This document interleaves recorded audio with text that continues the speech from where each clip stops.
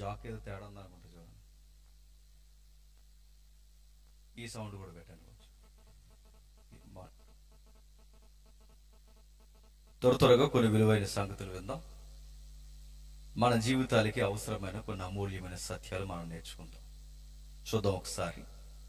మలాకీ గ్రంథము మొదటి అధ్యాయం.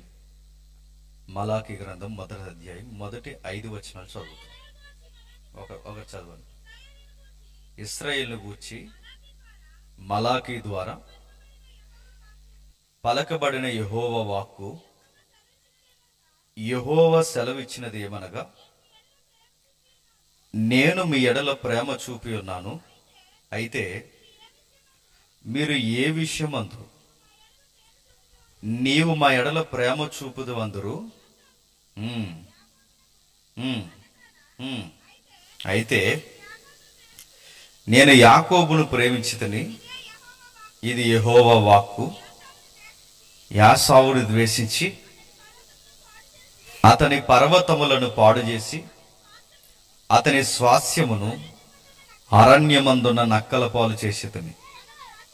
మనము నాశనమైతిమి, పాడైన మన స్థలములను మరలా కట్టుకుందము రండని ఎదోమీలను కొందరు. అయితే సైన్యములకు అధిపతగు యెహోవా సెలవిచ్చినదేమనగా, వారు కట్టుకొనును, నేను వాటిని క్రింది పడదోయెదను. లోకులు వారి దేశము భక్తిహీనుల ప్రదేశమనియు వారి యెహోవా నిత్య కోపాగ్నికి పాత్రులనియు కన్నులారా దానిని చూసి ఇశ్రాయేలీయుల సరిహద్దులలో యెహోవా బహు గనుడుగా ఉన్నాడని మీరు అందరూ. ఆగుదాం. తెలుగు అక్షరాలు తెలుసు కనుక చదువుకుందాం. బైబిల్ చదివే అలవాటు ఉంది కనుక కాస్త చదువుకొని అర్థం చేసుకునే ప్రయత్నాలు మనకు కాస్త కోస్త ఉన్నాయి కనుక చదువుకుంటున్నాం. నిజాయితీగా సిగ్గు లేకుండా ప్రశ్నించుకుందాం. చదివింది మనకేమైనా అర్థమైందా? మనకేమో అర్థం అవ్వలేదు. నేను అడుగుతున్నానండి, అర్థం కాకుండా బైబిల్ని చదివేసి అలా వెళ్ళిపోతామా? కానీ అర్థం చేసుకుంటూ బైబిల్ని మనం చదవడం ప్రారంభిస్తే దేవుడు మన జీవితాలతో మాట్లాడడం ప్రారంభిస్తాం. ఏదో సంగతి జరుగుతుంది, దానికి ఒక కాలం ఉంది. ఆ కాలానికి చరిత్రలో లిఖించిన సంవత్సరాల పట్టిక ఉంది. సుమారు ఈ మలాకి పుస్తకం రాస్తున్నది 432 నుండి 333, అంటే క్రీస్తు పూర్వం 432 నుండి 333 మధ్యస్థంలో రాయబడుతున్న పుస్తకం ఇది. అయితే ఈ పుస్తకాన్ని గురించిన పరంపర మనకు తెలియాలి. ఏం జరుగుతుంది, ఈ సంగతులు ఏం జరుగుతున్నాయి, రాయబడిన సంగతులు మీరు గమనించండి. పాత నిబంధన ఇంక అయిపోతుంది అన్నమాట.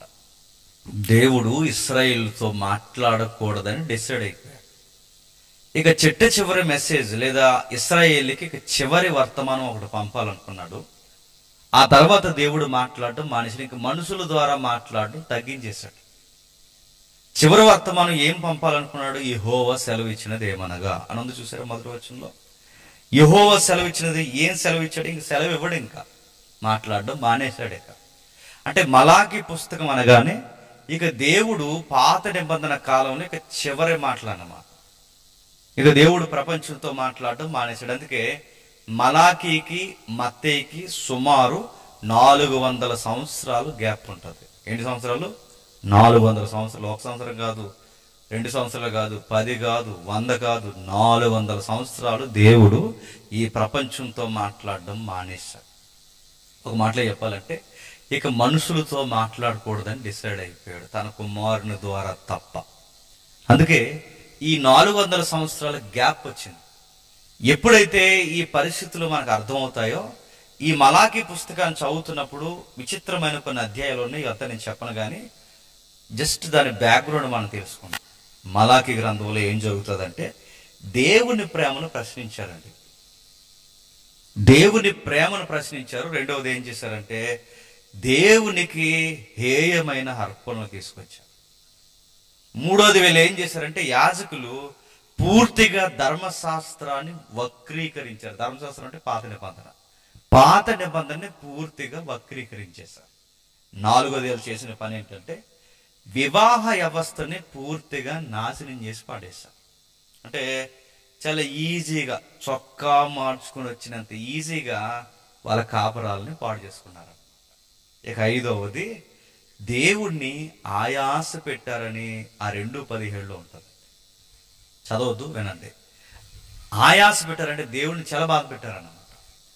ఈ పుస్తకం చదువుతున్నప్పుడు ఈ నేపథ్యాలన్నీ మనకు కనబడతాయి. ఈ నేపథ్యాలన్ని విషయాలు మనం ధ్యానించడానికి తగిన సమయం మనకు సరిపోదు, కానీ ప్రధానమైన విషయాన్ని మనం కేంద్రీకరిస్తున్నాం. ఏం రాయబడింది 2వ వచనం నుంచి? యెహోవా సెలవిచ్చినదేమనగా, నేను మీ ఎడల ప్రేమ చూపి ఉన్నాను, అయితే మీరు ఏ విషయమందు నీవు మా ఎడల ప్రేమ చూపితే వందరు. యాసావు యాకోబు నాకు అన్నకాడా, అయితే నేను యాకోబును ప్రేమించితిని. ఇది యెహోవా వాక్కు. ఆగుదాం. రాయబడిన సంగతి, ఇశ్రాయేలు అన్ని విధాలుగా పాడైపోయారు. వీళ్ళ పరిస్థితి మనకు తెలుసు కదండి. నా మాటలు వినండి, మీరు జాగ్రత్తగా వినకపోతే నేను ఏం చెప్తాను ఏమో అర్థం అవుతుంది. ఇశ్రాయేలు అన్ని విధాలుగా పాడయ్యారు. అంటే అంతకు ముందు వీళ్ళు ఎక్కడ ఉండేవారంటే ఐగుప్తిలో బానిసలుగా ఉండేవారు. బానిసలుగా ఉన్న వారికి స్వేచ్ఛనిచ్చి, బానిసలుగా ఉన్న వారికి దేశాన్ని ఇచ్చి, బానిసలుగా ఉన్న వారికి సొంత భూభాగాన్ని ఏర్పరిచిన తర్వాత ఉన్న కళ్ళు నెత్తి మీదకి ఎక్కే ఇశ్రాయేలు దేవుణ్ణి పూర్తిగా మర్చిపోయారు. ధర్మశాస్త్రం అంటే బైబిల్ని ఇష్టం వచ్చినట్టు వదిలేశారు. ఇక దేవుడు భయము ఇలాంటివి ఏమి వాళ్ళకి పట్టలేదన్నమాట. ఆ తర్వాత దేవుడు చాలా మంది ద్వారా హెచ్చరించాడు. న్యాయాధిపతులను పంపించాడు, వీళ్ళ బుర్రకు ఎక్కలేదు. రాజులను పంపించాడు, వీళ్ళ బుర్రలకు ఎక్కలేదు.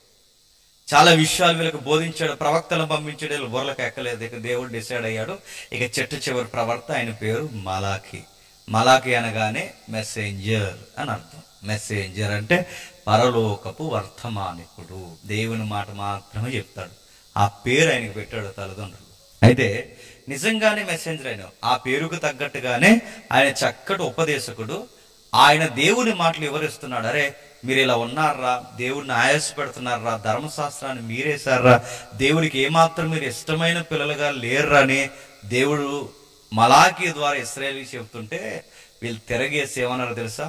దేవుడు అన్నాడు ఒక మాట, నేను మిమ్మల్ని ప్రేమిస్తున్నాను. అంటే మీరు ఇన్ని చేసినా నేను ఏం చేస్తున్నాను? నేను ఇశ్రాయేలీలైన మిమ్మల్ని నేను ప్రేమిస్తున్నాను అంటే, నిజమే ప్రభువా, మమ్మల్ని ప్రేమిస్తున్నావు నువ్వు. ఒకప్పుడు మాకు సరైన తిండి లేదు, దేశం లేదు, భూభాగం లేదు, ఈరోజు మాకు స్వచ్ఛమైన జీవితాన్ని మాకు ఇచ్చావని అంటే బాగుందండి అనలేదు.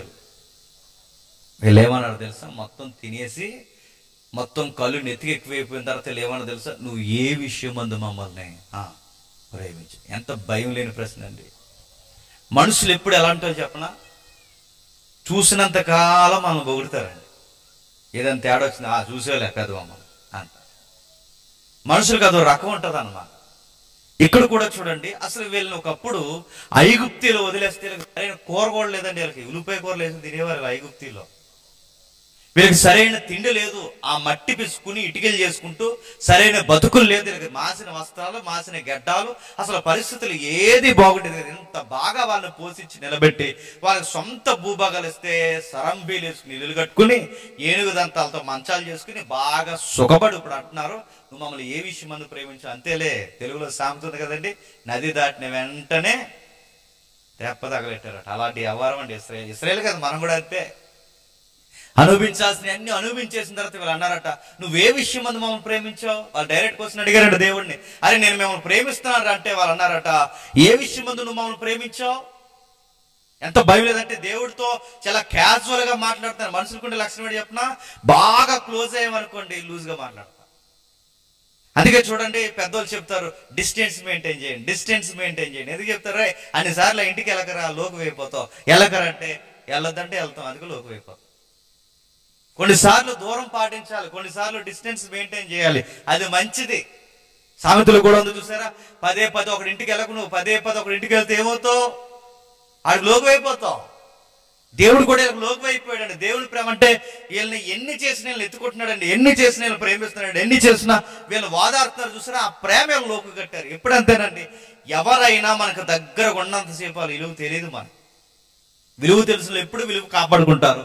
కొంతమందికి విలువ తెలియదు, మనం దగ్గర ఉన్నామనుకోండి, ఆ విలువ తెలియదు, ఆ విలువనే లోకు కట్టారు. ఇశ్రాయేలు కూడా దేవుని లోకు కట్టారు. ఎంత ఒక మనిషితో మాట్లాడినట్టు అంటున్నారండి, నువ్వు ఏ విషయం మందు మమ్మల్ని ప్రేమించావు? భయం లేదండి. వాళ్ళు దేవుడితోనే అడుగుతున్నారు, నిన్న మిమ్మల్ని ప్రేమిస్తున్నాను రయ్యా అంటే వాళ్ళు అంటున్నారు, నువ్వు ఏ విషయం మందు మమ్మల్ని ప్రేమించావు? అసలు అలాంటి ప్రశ్న దేవుడిని అడగచ్చా? నువ్వే విషయం మందు మమ్మల్ని ప్రేమించిన డైరెక్ట్ గా అడిగినప్పుడు దేవుడు అన్నాడు, ఏమంటున్నాడు చూడండి, ఏ విషయం మందు నీవు మా ఎడల ప్రేమ చూపితమందరు యాసావు యాకోబు నాకు అన్నగాడా, నేను యాకోబుని ప్రేమించితిని, ఇదే యెహోవాకు. ఇదేంటి వాళ్ళు అడుగుతున్నది ఏంటండి, నువ్వు ఏ విషయం ముందు ప్రేమించాలన్నప్పుడు చెప్పాలి కదండి. ఈయన ఎర్ర సముద్రం పాయలు చేశానని చెప్పాలి కదా, మీ పితరులకి మన్నా కురిపించానని చెప్పాలి కదా, ఈ దేశాన్ని నేను రాసిచ్చాను మీకు వాగ్దానం ఇచ్చినట్టు అని చెప్పాలి. ఇవేం చెప్పకుండా దేవుడు అంటున్నాడు, మీ నాన్న ప్రేమించాను. అదేంటి వాళ్ళు అడుగుతున్నది ఏంటి, నువ్వు ఏ విషయం ముందు మమ్మల్ని ప్రేమించావంటే ఈ విషయాలందు మిమ్మల్ని ప్రేమించాలంటే ఏదో ఒక విషయాన్ని చూపిస్తే బాగుండు. అది ఏం చెప్పకుండా దేవుడు అంటున్నాడు, మీ నాన్న ప్రేమించాలంటే వాళ్ళకి ఎలా ఉంటుందండి? మీకు అర్థం కాలేదు, ఒక విషయం చెప్తాను వినండి. ఇప్పుడు మా వైఫ్కి నాకు గొడవ వచ్చింది అనుకోండి. ఆ గొడవ వచ్చిన తర్వాత దాన్ని సీరియస్గా చెప్తాను నేను, నేను చాలా ప్రేమించాను, నేను చాలా జాగ్రత్తగా చూసుకున్నాను, అది ఇదని చెప్పినప్పుడు అప్పుడు అడుగుతుంది, ఏ విషయం మందు నన్ను ప్రేమించా? అడుగుతారు అందరూ ఇంట్లో గొడవ ఇది, ఏ విషయం మందు మమ్మల్ని ప్రేమించాడు, పెద్ద ప్రేమించలేనన్ను అన్నది అనుకోండి. అప్పుడు నేనేం చెప్పాలి, నీవు నా దగ్గరకు వచ్చినప్పుడు ఎలా వచ్చావే, ఇప్పుడు ఎలా ఉన్నావు, ఇవన్నీ ఇది కారణం. అది రైట్ ప్రశ్న అడిగినప్పుడు రైట్ గా నేను చెప్పాలి. అలా చెప్పకుండా మీ నాన్న ప్రేమించానంటే ఏమంటుంది? తను అడిగే ప్రశ్నకి నా దగ్గర సమాధానం సరైన సమాధానమేనా? ఇప్పుడు ఆవిడ అడుగుతుంది ఏమని, నువ్వు ఏ విషయం మందు నన్ను ప్రేమించావంటే మీ అయ్యను ప్రేమించానంటే ఏమంటది? ఇద్దరు ప్రేమించకుండా అవుతానే అంటది. అందా అంటే అతను అడుగుతుంది, ఇప్పుడు నేను అడుగుతున్నాను, నేను మిమ్మల్ని ప్రేమించాను, నేను నిన్ను ప్రేమించాను అన్నప్పుడు ఏ విషయం మందు ప్రేమించావంటే ఇదిగో పలానా చేశాను, నేను ఇలా చూశానంటే బాగుండు. దేవుడు అది ఏం చెప్పకుండా నీ అయ్యను ప్రేమించాను. అయ్య ఎవరండి? యాకోబుని ప్రేమించని చెప్పడం ఏంటి? సంథింగ్ ఏదో చరిత్ర ఉంది అక్కడ, ఏదో చెబుతున్నాడు. అందుకే వాళ్ళు అడుగుతున్న దాన్ని మళ్ళీ ఒకసారి అర్థం చేసుకోండి. చదువుదాం ఒకసారి 2వ వచనం నుంచి. యెహోవా సెలవిచ్చినదేమనగా, నేను మీ ఎడల ప్రేమ చూపి ఉన్నాను, నువ్వు ఏ విషయమందు నీవు మా ఎడల ప్రేమ చూపితివి? అందరూ యాసావు యాకోబున కన్నకాడ, అయితే నేను యాకోబును ప్రేమించితిని, ఇదో యెహోవాకు. నువ్వు మమ్మల్ని ఏ విషయం మందు ప్రేమించావంటే నేను మిమ్మల్ని అందరినీ ప్రేమించానంటే బాగుండు. అలా అనకుండా మీ నాన్న దగ్గర నుంచి ప్రేమించానంటే ఏదో చెబుతున్నాడు. మరో ప్రశ్న, యాకోబును ప్రేమించానంటే సరిపోను, యాకోబును ప్రేమించానని ఒక్కటే చెప్పట్లేదు, మరి మీ పెదనాన్న ద్వేషించాను అన్నాడు. మీ పెదనాన్న ఎవరైతే ఉన్నాడో యాసావుని ద్వేషించాను, మీ నాన్న ప్రేమించాను. ఇదే సమాధానం. అంటే ప్రేమించాను మా నాన్న అంటే ఏదో కొంచెం అర్థం చేసుకోవచ్చు, మళ్ళీ పెదనాన్న ద్వేషించి మా నాన్న ప్రేమించాను, ఈ వివరణ ఏంటి? అయినా ఒక ప్రశ్న, దేవుడు అనే ఆయన అందరినీ ప్రేమించాలి కానీ ఒకరిని ద్వేషించడం ఏంటి, మరొకరిని ప్రేమించడం ఏంటి? అంటే ఏదో విషయం ఉంది, ఏదో చరిత్ర ఉంది. ఈ చరిత్రని ఇక్కడతోనే ఆపలేదు. ఇదే ప్రశ్న మలాకి దగ్గర ఏదైతే రాయబడిందో ఇదే ప్రశ్న క్రొత్త నిబంధనలో పౌలు గారు కూడా రాశారు. ఎక్కడ ఒకసారి చూడండి, రోమిలికి రాసిన పత్రిక 9వ అధ్యాయం, రోమిలికి రాసిన పత్రిక 9వ అధ్యాయం 12, 13 వచనాలు చదువుతాం ఒకసారి. రోమిలికి రాసిన పత్రిక 9వ అధ్యాయం. ఏర్పాటును అనుసరించిన దేవుని సంకల్పము క్రియల మూలముగా కాక పిలిచివాని మూలముగానే నిలకడగా ఉండి నిమిత్తము పిల్లలింకా పుట్టి మేలైనను కీడైనను చేయకముందే పెద్దవాడు చిన్నవానికి దాసుడగునని ఇందును గూర్చి నేను యాకోబుని ప్రేమించితిని, యాసావుని ద్వేషించితిని అని రాయబడి ఉన్నది. ఒక మాట అడుగుతున్నాను చెప్పండి, మళ్ళీ ఇక్కడ ఒక ప్రశ్న వస్తుంది. పిల్లలు ఇంకా పుట్టి మేలైనను కీడైనను చేయకముందే ఎవరిని ద్వేషించాడట? పెద్దోడిని ద్వేషించాడట. చిన్నోడిని ప్రేమించాడు. అదేంటి, అదేం వివరణ? పుట్టిన తర్వాత వాళ్ళు చేసే పనులను బట్టి ఈడు మంచోడండి, ఈ కుర్రగోడు కొంచెం మాట వింటాడని ఆ కుర్రోడిని ప్రేమిస్తూ ఒక అర్థం ఉంది. వాడి పుట్టిన తర్వాత ఈడి పెద్దోడు మంచోడు కదా, అన్ని తొందర పనులు ఉన్నాయి ఈడు, కానీ వాడిని ద్వేషిస్తుందని చెప్తే అర్థం ఉంది. వీడు ఇంకా పుట్టలేదు, రాలేదు, ఏ పని చేయలేదు, ఇంకా ఏమి చెయ్యకుండానే దేవుడు అంటున్నాడు నాకు చిన్నోడు అంటే ఇష్టం, చెప్పండి, పెద్దోడు అంటే నాకు కష్టం అన్నాడు. అదేంటి అంటే మీకు ప్రశ్నలు వస్తున్నాయి లేదో, మనకు రాకపోవచ్చేమో కానీ బైబిల్ని తప్పు పట్టాలని చదువుతున్న వాళ్ళకి ప్రశ్నలు వస్తాయండి. అంటే ఈయనే సొంతంగా కొంతమందిని ఇష్టపడిపోవడం, ఈయనే సొంతంగా కొంతమందిని డిసైడ్ అయిపోవడం, దేవుడే కొంతమందిని ఏర్పాటు చేసుకుంటే ఇంక ఈ సువార్తలు ఎందుకు, ఈ సభలు ఎందుకు, మారండి అని మారు మనసు కొరకు ప్రకటించడం దేనికి, బాప్టిజాలు తీసుకోండి అని చెప్పడం దేనికి, ఇదంతా దేనికి? మరి ముందే ఈయన కొంతమంది నచ్చేస్తే ఈ నచ్చనోళ్ళ కోసం మనం ఎంత ప్రార్థించినా ఎప్పటికీ నచ్చరు కదా. ఇక ఆల్రెడీ ఇష్టపడిన వారు ఉంటే వాళ్ళని ఆల్రెడీ డిసైడ్ అయిపోయిన తర్వాత ఇంకా వాళ్ళ గురించి ప్రత్యేక ప్రార్థన అవసరం ఏముంది? అంటే దేవుడు పక్షపాత? అంటే ముందే కొంతమందిని ఏర్పాటు చేసుకుంటాడా? అంటే ముందే కొంతమందిని డిసైడ్ అయిపోయిదిగో ఈ సంఖ్య నాది అని దేవుడు ముందే అనేసుకుంటాడా? అలా అనుకుంటాడని ఇదే పౌలు గారిని అడిగితే పౌలు గారు అంటున్నారు అట్లా అని రాదు. ఏమన్నాడు? ముదుపు అలవడతాడు ఎవరు? పౌలు గారు. అట్లా అనరాదు. మరి దేవుని యందు అన్యాయం కలదా? అట్లా అనరాదు. మరి ఈ సందర్భం చూస్తుంటే మనకు అలాగే అనిపిస్తుందిగా.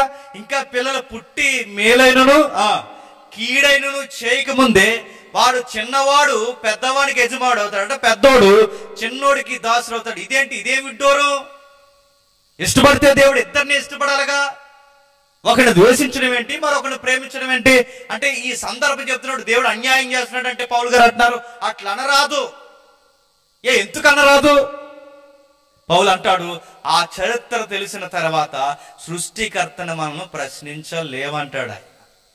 అంటే ఈ విషయాలు మనకు అర్థం కావాలి అంటే, ఈ సంగతులు మనకు అర్థం కావాలి అంటే వీళ్ళ నేపథ్యాలు ఏంటో మనకు తెలియాలి. ఇప్పుడు రెండు ప్రశ్నలు. మలాకి దగ్గర వాళ్ళు అడుగుతున్న ప్రశ్న ఏంటి? నేను మిమ్మల్ని ప్రేమిస్తున్నా అంటే వాళ్ళు ఏమన్నారండి? నీవు మమ్మల్ని ఏ విషయం మందు ప్రేమించావని అడుగుతున్నారు. ఇది మలాకి దగ్గర ప్రశ్న. ఇప్పుడు రోమా పత్రికలో ప్రశ్న, పౌలు దగ్గర ప్రశ్న ఏంటి? పిల్లలు ఇంకా పుట్టి మేలైనను కీడైనను చేయక ముందే యాకోబే నాకు నచ్చాడు, యాసావు నచ్చలేదు, చిన్నోడు నచ్చాడు, పెద్దోడు నచ్చలేదు. ఇదేంటి అంటే ఆయన ముందే ఇష్టపడిపోవడం ఏంటి? ఈ ప్రశ్నలన్నిటికీ సమాధానం మనకు దొరకాలి అంటే ఈ పిల్లలు కూర్చున్న ఉదంతం ఏంటో ఒక్కసారి వాళ్ళ చరిత్రలోకి మనం వెళ్ళాలి. అప్పుడు కానీ ఈ ముడులు ఏంటో మనకు అర్థమయ్యే పరిస్థితి రాదు. చూద్దాం ఒకసారి ఆది కాండం ఒకసారి చూడండి. ఆది కాండం బైబిల్ చూడండి. ఆది కాండము 25వ అధ్యాయం, ఆది కాండం 25వ అధ్యాయం 27వ వచనం చూడండి.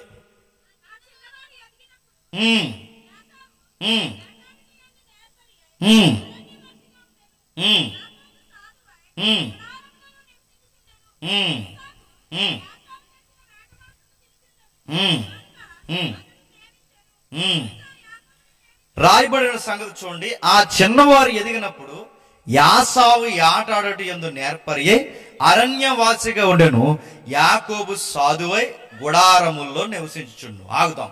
చదివిన వాక్యం ఒక్క వాక్యాన్ని మీరు జాగ్రత్తగా అబ్జర్వ్ చేయండి. ఆ రెండు మాటలు చదువుతున్నప్పుడు ఈ పిల్లల యొక్క ప్రవర్తన ఏంటో మనకు అర్థం అవుతుంది. మరలా మీరు మర్చిపోవద్దు, అసలు మలాకి దగ్గర ఎందుకు దేవుడు అలా మాట్లాడాడు ఆ విషయం తెలుసుకోవడానికి కుటుంబంలో బిడ్డలు పుట్టిన సమయానికి మనం వెళ్ళాం. రెండవది, రోమపత్రికలో పిల్లలు ఇంకా పుట్టి మేలు కీడులు చేయకముందే దేవుడు ఎలా ప్రేమిస్తున్నాడన్న ప్రశ్నకి జవాబు తెలుసుకోవడానికి అసలు ఇలా మూలాలు ఏంటో తెలుసుకునే ప్రయత్నం మనం చేస్తున్నాం. ఆ మాటలు అర్థమవుతున్నాయా? కొంతసేపు ఏం అర్థమో, కొంతసేపు అయిన తర్వాత మొత్తం అర్థమవుతుంది. వినండి, ఓపికగా వినండి. సరే, వెళ్ళిన తర్వాత ఏం కనబడుతుంది మనకి? ఆ చిన్నవారు ఎదిగినప్పుడు, అంటే వీళ్ళు ట్విన్స్, కవల పిల్లలు ఒకేసారి పుట్టారు. ఈ పుట్టిన ఇద్దరు పిల్లలు వాళ్ళు కూర్చిన ప్రవర్తన రాస్తున్నాడు గ్రంథకర్త. ఆ చిన్నవారు ఎదిగినప్పుడు యాసావు ఆటాడటి యందు నేర్పరి అరణ్యవాసిగా ఉండెను, యాకోబు సాధువై గుడారాలలో నివసించుండు. అంటే వీళ్ళ ప్రవర్తన ఏంటి, వీళ్ళ లక్ష్యాలు ఏంటి, వీళ్ళకి ఏం టాలెంట్స్ ఉన్నాయి గ్రంథకర్త ఒక్క లైన్ లో ఒక్క రెఫరెన్స్ లో రాశాడు. పెద్దోడికి ప్రత్యేకమైన ఒక టాలెంట్ ఉందట. పెద్దోడికి ఉన్న ప్రత్యేకమైన ఆ యొక్క నిపుణత, టాలెంట్ ఏముందంటే అరణ్యవాసి యాటగాడు ఏం చేస్తాడు? యాట ఆడుతాడు. అంటే యాట ఆడుట యందు నేర్పరి. ప్రశ్న, యాట ఆడడం అంటే ఇంట్లోకి తినడానికి ఏ దుప్పునో లేడునో ఏదో ఒక తిని కార్యక్రమాన్ని ఇంట్లోకి తెస్తాడు. అంటే ఇంటికి ఉపయోగపడే కొడుకు అంటారా, ఉపయోగం లేని కొడుకు అంటారా? ఈ కాలం కొడుకులతో పోల్చుకుంటే నాకు తెలిసి బెస్ట్ కొడుకే. ఎందుకంటే ఇప్పుడున్న కొడుకులు తినడానికి తప్ప పని చేయడం పనికొస్తలేదు. ఇప్పుడు పని చేసి కూడా 25 ఏళ్ళు వచ్చినా సిగ్గు లేకుండా ఇంట్లో కూర్చొని తింటుంటారు. కనీసం అమ్మ నాన్నకు ఉపయోగపడదని ఒక సిగ్గు ఏం ఉండదండి, సీమినెత్తురు ఏమి ఉండదు. తినడానికే పుట్టారు ప్రపంచంలో. మళ్ళీ ఈ పూసే గాడిదల్ని, ఈ మేసే గాడిదలు, పూసే గాడిదలు మళ్ళీ స్నేహితులు వీళ్ళకి. అలాంటి బ్యాచ్ ఎవరినో గట్టిగా తగలాలని చెప్తున్నాను. ఉన్నారా? జాతక వినండి, మీకే విందాం. జరుగుతున్న విషయం చూడండి. పనికొచ్చాలి, ఇంటికి పనికొచ్చే కొడుకులండి పనికొస్తారు. అంటే ఆ పనికొచ్చే కొడుకు చాలా జాతక వినండి. అరణ్యవాసి, టాలెంట్ ఉంది ఆ అబ్బాయికి. వెళతాడు, అమ్మా నాన్నకి మంచి ఫుడ్ తీసుకొస్తాడు. అంటే నాన్నకి ఇష్టమైన హెల్దీ ఫుడ్, ప్రోటీన్ ఫుడ్ అంతా తీసుకుని వస్తాడు. అమ్మకు కావలసిన ఆ సాయంత్రానికి ఉదయానికి కావలసిన మాంసాన్ని అంతటినీ సిద్ధపడతాడు. ఇంటికి పనికొచ్చే కొడుకు. నాకు విచిత్రంగా అనిపించేది, ఎన్నిసార్లు చెప్పినా ఆ వచ్చిన విచిత్రంగా అనిపిస్తుంది చూడండి. అతడు యాట ఆడుట యందు నేర్పరు. అంటే చేసే పనిలో ఎప్పుడైనా కుర్రగాలు గుర్తుపెట్టుకోండి, చేసే పనిలో మన గ్రిప్ ఉండాలి, నిపుణత ఉండాలి. ఏదైనా పని చేసామంటే గుడ్డెద్దు చేయాలన్నట్టు చేయకూడదు. మనం పని చేసామంటే బెస్ట్ గా చేయాలి, నేర్పరిగా ఉండాలి. చదివామంటే బెస్ట్ గానే చదువుకోవాలి. ఉద్యోగం చేసామంటే మంచిగానే ఉద్యోగం చేయాలి. డబ్బులు సంపాదిస్తుందంటే సంపాదన కనబడాలి. ఏది చేసినా కాస్త నిపుణత కలిగి చేయాలి. ఈ అబ్బాయి కూడా ఆటకి వెళ్తే ఏదో దేవుని దేవులు పడుతుందని బాణానికి ప్రార్థన చేయడు. వెళ్తే ఖచ్చితంగా కొడతారు. వాళ్ళ అమ్మకి చెప్పి వెళ్తారు, మమ్మీ సాయంత్రానికి ఫుడ్ రెడీ అవుద్ది, నేను తీసుకొస్తాను. పక్క అంటే తన పని మీద తనకు అంత నమ్మకం ఉంది. ఖచ్చితంగా వెళతాడు, అన్నదాన్ని టైంకి తీసుకొస్తాడు. యాట ఆడుట యందు నేర్పరి. మరో మాట చెప్తాను వినండి. అంటే బెస్ట్ సూటర్ అన్నమాట. ఎవరు? యాసావు గారు. పెద్ద కొడుకు పనోడే. నిజంగా ఈ రోజుల్లో యాసావు లేడు, కానీ ఈ రోజుల్లో యాసావు గారు ఉంటుంటే ఒలింపిక్స్ లో స్వర్ణ పథకాలు తెస్తాడండి. యాసా మంచి పథకాలు తీసుకొస్తాడు. పనోడే, కావలసినవన్నీ తీసుకొస్తాడు. ఎందుకంటే టార్గెట్ మిస్ అవ్వకుండా కొడతాడు. షూట్ చేయడం అనేది అంత ఈజీ పని ఏం కాదు. అప్పుడప్పుడు సంబరాలకు వెళ్ళి 4 బుడగలు పెట్టి ఏమంటారు బాణం, ఒక్క బుడగ పేలింది మనకి, అది మన షూటింగ్ అలా ఉంటది. ఒక్కడు అవ్వదు, ఎందుకంటే చాలా కష్టం. టార్గెట్ ని కొట్టండి, అక్కడి నుంచి ఎక్కడికి ఆ స్తంభం దగ్గర ఉన్న దాన్ని కూడా కొట్టలేము మనం. అలాంటిది పరిగెడుతున్న జింకను కొట్టాలంటే ఎంత నేర్పరై ఉండాలండి. టార్గెట్ కదలకుండా ఉంటే కొట్టే అవకాశం ఉంది. అలాంటిది అది పరిగెడుతూ ఉన్న దాని టార్గెట్ ను కొట్టాలంటే ఎంత నిపుణత ఉండాలి. పైగా ఆ షూట్ చేసే విషయంలో ఆయనకి నేర్పరితనం ఉండగలిగే. అరణ్యంలో నేర్పరి, ఫీల్డ్ వర్క్ బాగా తెలుసట ఆయనకి. జంగిల్కి వెళ్ళాడంటే ఖచ్చితంగా మరి ఒక్కడు వెళ్తాడో, ఇద్దరు వెళ్తాడో, లేకపోతే ఒక్కడే వెళ్ళి ఆటాడతాడు. నాకు తెలిసి ధైర్యంగా ఉండే. అరణ్యంలో ఒక్క జింకలే ఉంటాయా? పులులు ఉంటాయి, ఎలుగుబంట్లు ఉంటాయి, భయంకరమైన జంతువులు ఉంటాయి. ఆ రోజుల్లో తోడేళ్ళు ఉంటాయి, ఇన్ని రకాలు ఉంటాయి. అయినా లోపలికి పోయి ఖచ్చితంగా ఒక ఎర్రను కొట్టి తెస్తున్నాడంటే మామూలు ఎటకడ కాదు. ధైర్యం ఉన్న కుర్రోడు, మగ పిల్లోడు ఎలా ఉండాలో అలాగే ఉన్నాడు. యాస పనికొచ్చే కుర్రోడే, ఇంటికి అందొచ్చే కుర్రోడే, కాస్త పని చేసే కుర్రోడే. షూటింగ్ అనేది చిన్న విషయం కాదు, చాలా కష్టపడితే గాని కొట్టలేం. మనకి తెలుగు యాక్టర్లో ఈ సిల్వర్ స్క్రీన్ మీద మనం మార్క్ ముందు చూసేవాళ్ళం కదండి. ఇప్పుడు మీరు చూస్తారులేండి, మీ గొడవ కాదు, నా గొడవ చెప్తున్నాను. మార్క్ ముందు చూసినప్పుడు ఆ సిల్వర్ స్క్రీన్ మీద అది చూసారు, ఇలా గాల్చెత్తుంటాడు, ఇలాగ అసలు మన హీరో నిద్రపోయి గాల్చెత్తుంటాడు, బొడుగుని గాల్చెత్తుంటాడు, ఇలా గాల్చెత్తుంటాడు. అంత సీన్ లేదు. రియల్ లైఫ్ లో షూట్ చేయడం అనేది చాలా కష్టం, చాలా కష్టం. మనకి 3-0 F ఇచ్చినా, చిన్న ఈ షార్ట్ ఎఫ్ ఫిస్టల్ ఇచ్చినా దాన్ని ఇలా కాల్చడం చాలా కష్టం. ఎందుకంటే ఇక్కడున్న 100 meters లో కొట్టడం అంటే చాలా కష్టం, చాలా కష్టం అవుద్ది. మనం అనుకుంటాం చాలా ఈజీ అని, చాలా కష్టం. ఏమాత్రం కాలుస్తున్నప్పుడు బ్రీతింగ్ ఇలా తీసుకుంటే అక్కడ 100 తేడా వస్తుంది. అంటే ఇలా కదిలితే టార్గెట్ ఏకంగా మీటర్ల తేడా వస్తుంది. అంత కష్టం. అలాంటి కష్టమైన దాన్ని అంటే ఈయన ఎంత నిపుణత కలిగిన వాడు చూడండి. బ్రీతింగ్ ఉంటుంది, ఆయన కావాల్సిన ఎక్సర్సైజ్ ఉంటుంది, అన్ని నిపుణత కలిగిన వాడిగా టార్గెట్ ఖచ్చితంగా కొడతాడు. పెద్దోడు పనికొచ్చే పనులు చేస్తాడు, మరి చిన్నోడు అక్కడే రాశాడు చూడండి. యాసావు యాటాడు యందు నేర్పరి అరణ్యవాసి గుండెను, యాకోబు సాధువై గుడారముల్లో నివసించుండు. పెద్దోడు బయటికి వెళ్ళి ఏదో ఒక పని చేసి కలో మెతుకులో తెస్తాడట, మరి చిన్నోడు వైఫై లేదు కానీ ఇంట్లోనే ఉంటాడంట, ఎక్కడికి వెళ్ళడట. గుడారంలో నడుతున్న అక్కడ రాయబడి చూడండి, గుడారముల్లో నివసించుచుండంటే ఇంట్లోనే ఉంటాడట, ఎక్కడికి వెళ్ళడట. నేను అడుగుతున్నా, వెళ్ళనివ్వరంటే వాళ్ళ అమ్మా నాన్న కూడా ఎక్కడికి వెళ్ళనివ్వలేదట అబ్బాయిని, అలా పెంచారట. ఇప్పుడు బాగా వినండి, ఎక్కడికి వెళ్ళని కుర్రోడు ఇంట్లోనే ఉంటే ఏ బుద్ధులు వస్తాయి చెప్పండి. మళ్ళీ మిమ్మల్ని అడుగుతున్నాను చెప్పండి, బయటికి మగపిల్లగాడు వయసు వచ్చిన తర్వాత చదువో ఉద్యోగమో పనో ఏదో ఒకటి చెయ్యాలి, అది మగపిల్లగాడి లక్షణం, పురుష లక్షణం, అది చెయ్యాలి. ఏ పని చేయకుండా ఇంట్లో ఉండే కుర్రోళ్ళకి ఏ లక్షణాలు వస్తాయి? ఏ లక్షణాలు వస్తాయి చెప్పనా? ఆడోళ్ళ లక్షణాలు వస్తాయి.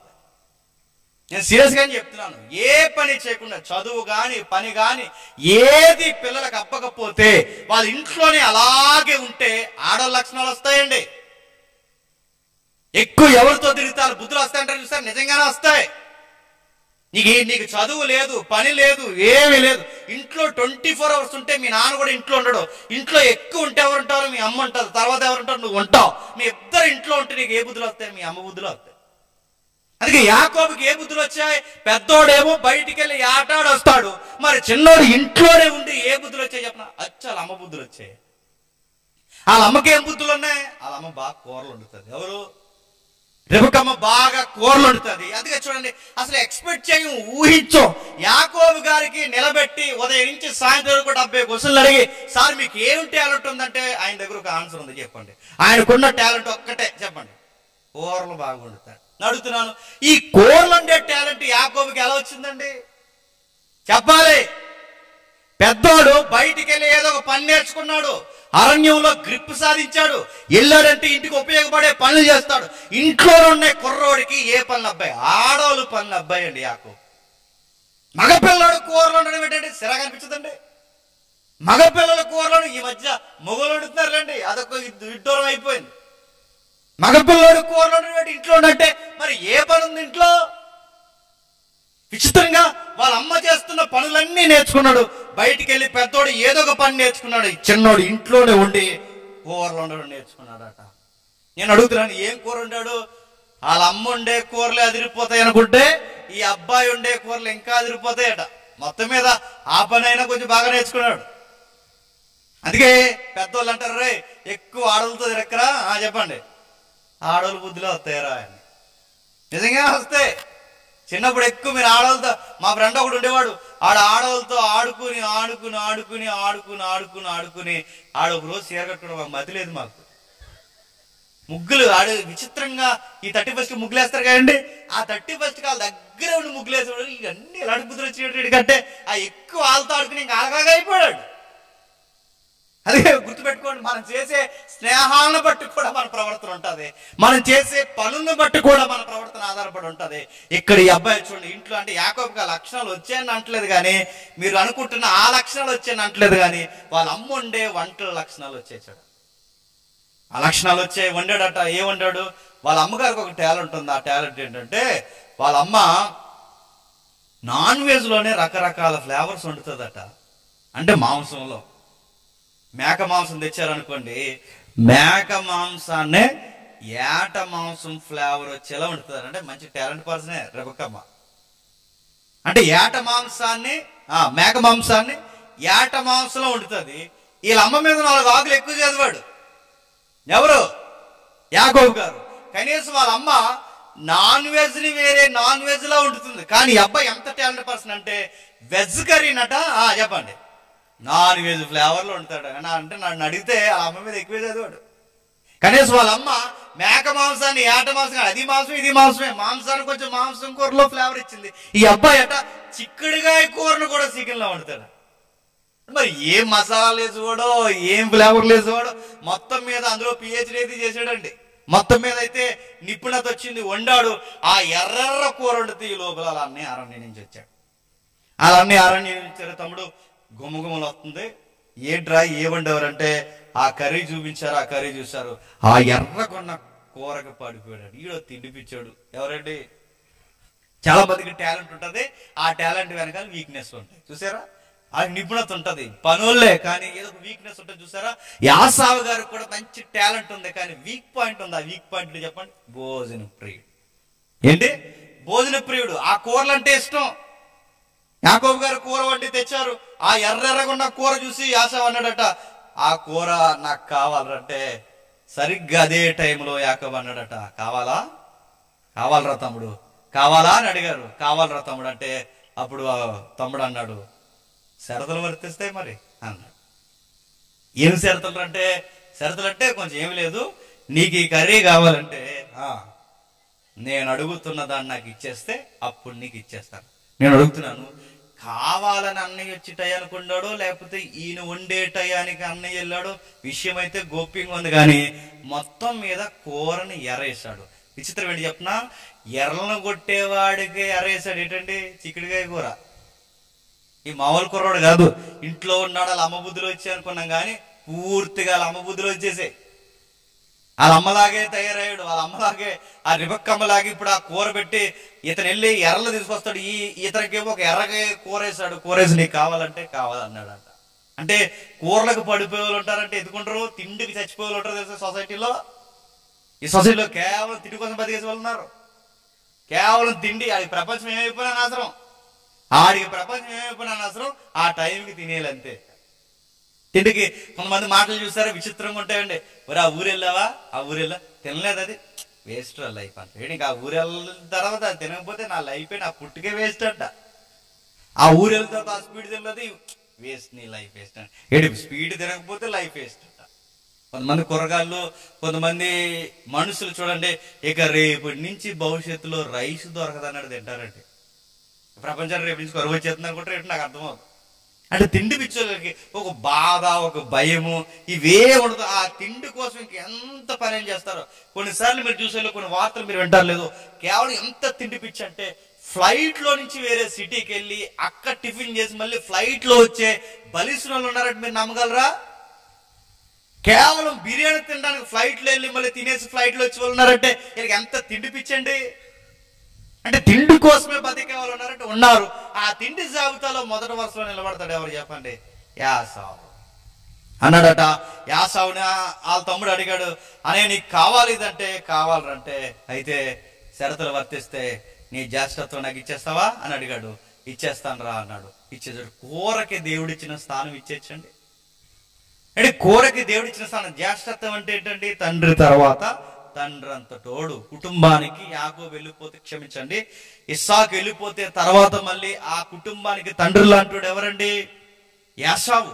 అలాంటి స్థానం, అంటే తండ్రి స్థానాన్ని ఒక పూట కూటి కొరకు అమ్మేస్తున్నాడంటే దేవుడు ఏమంటాడు?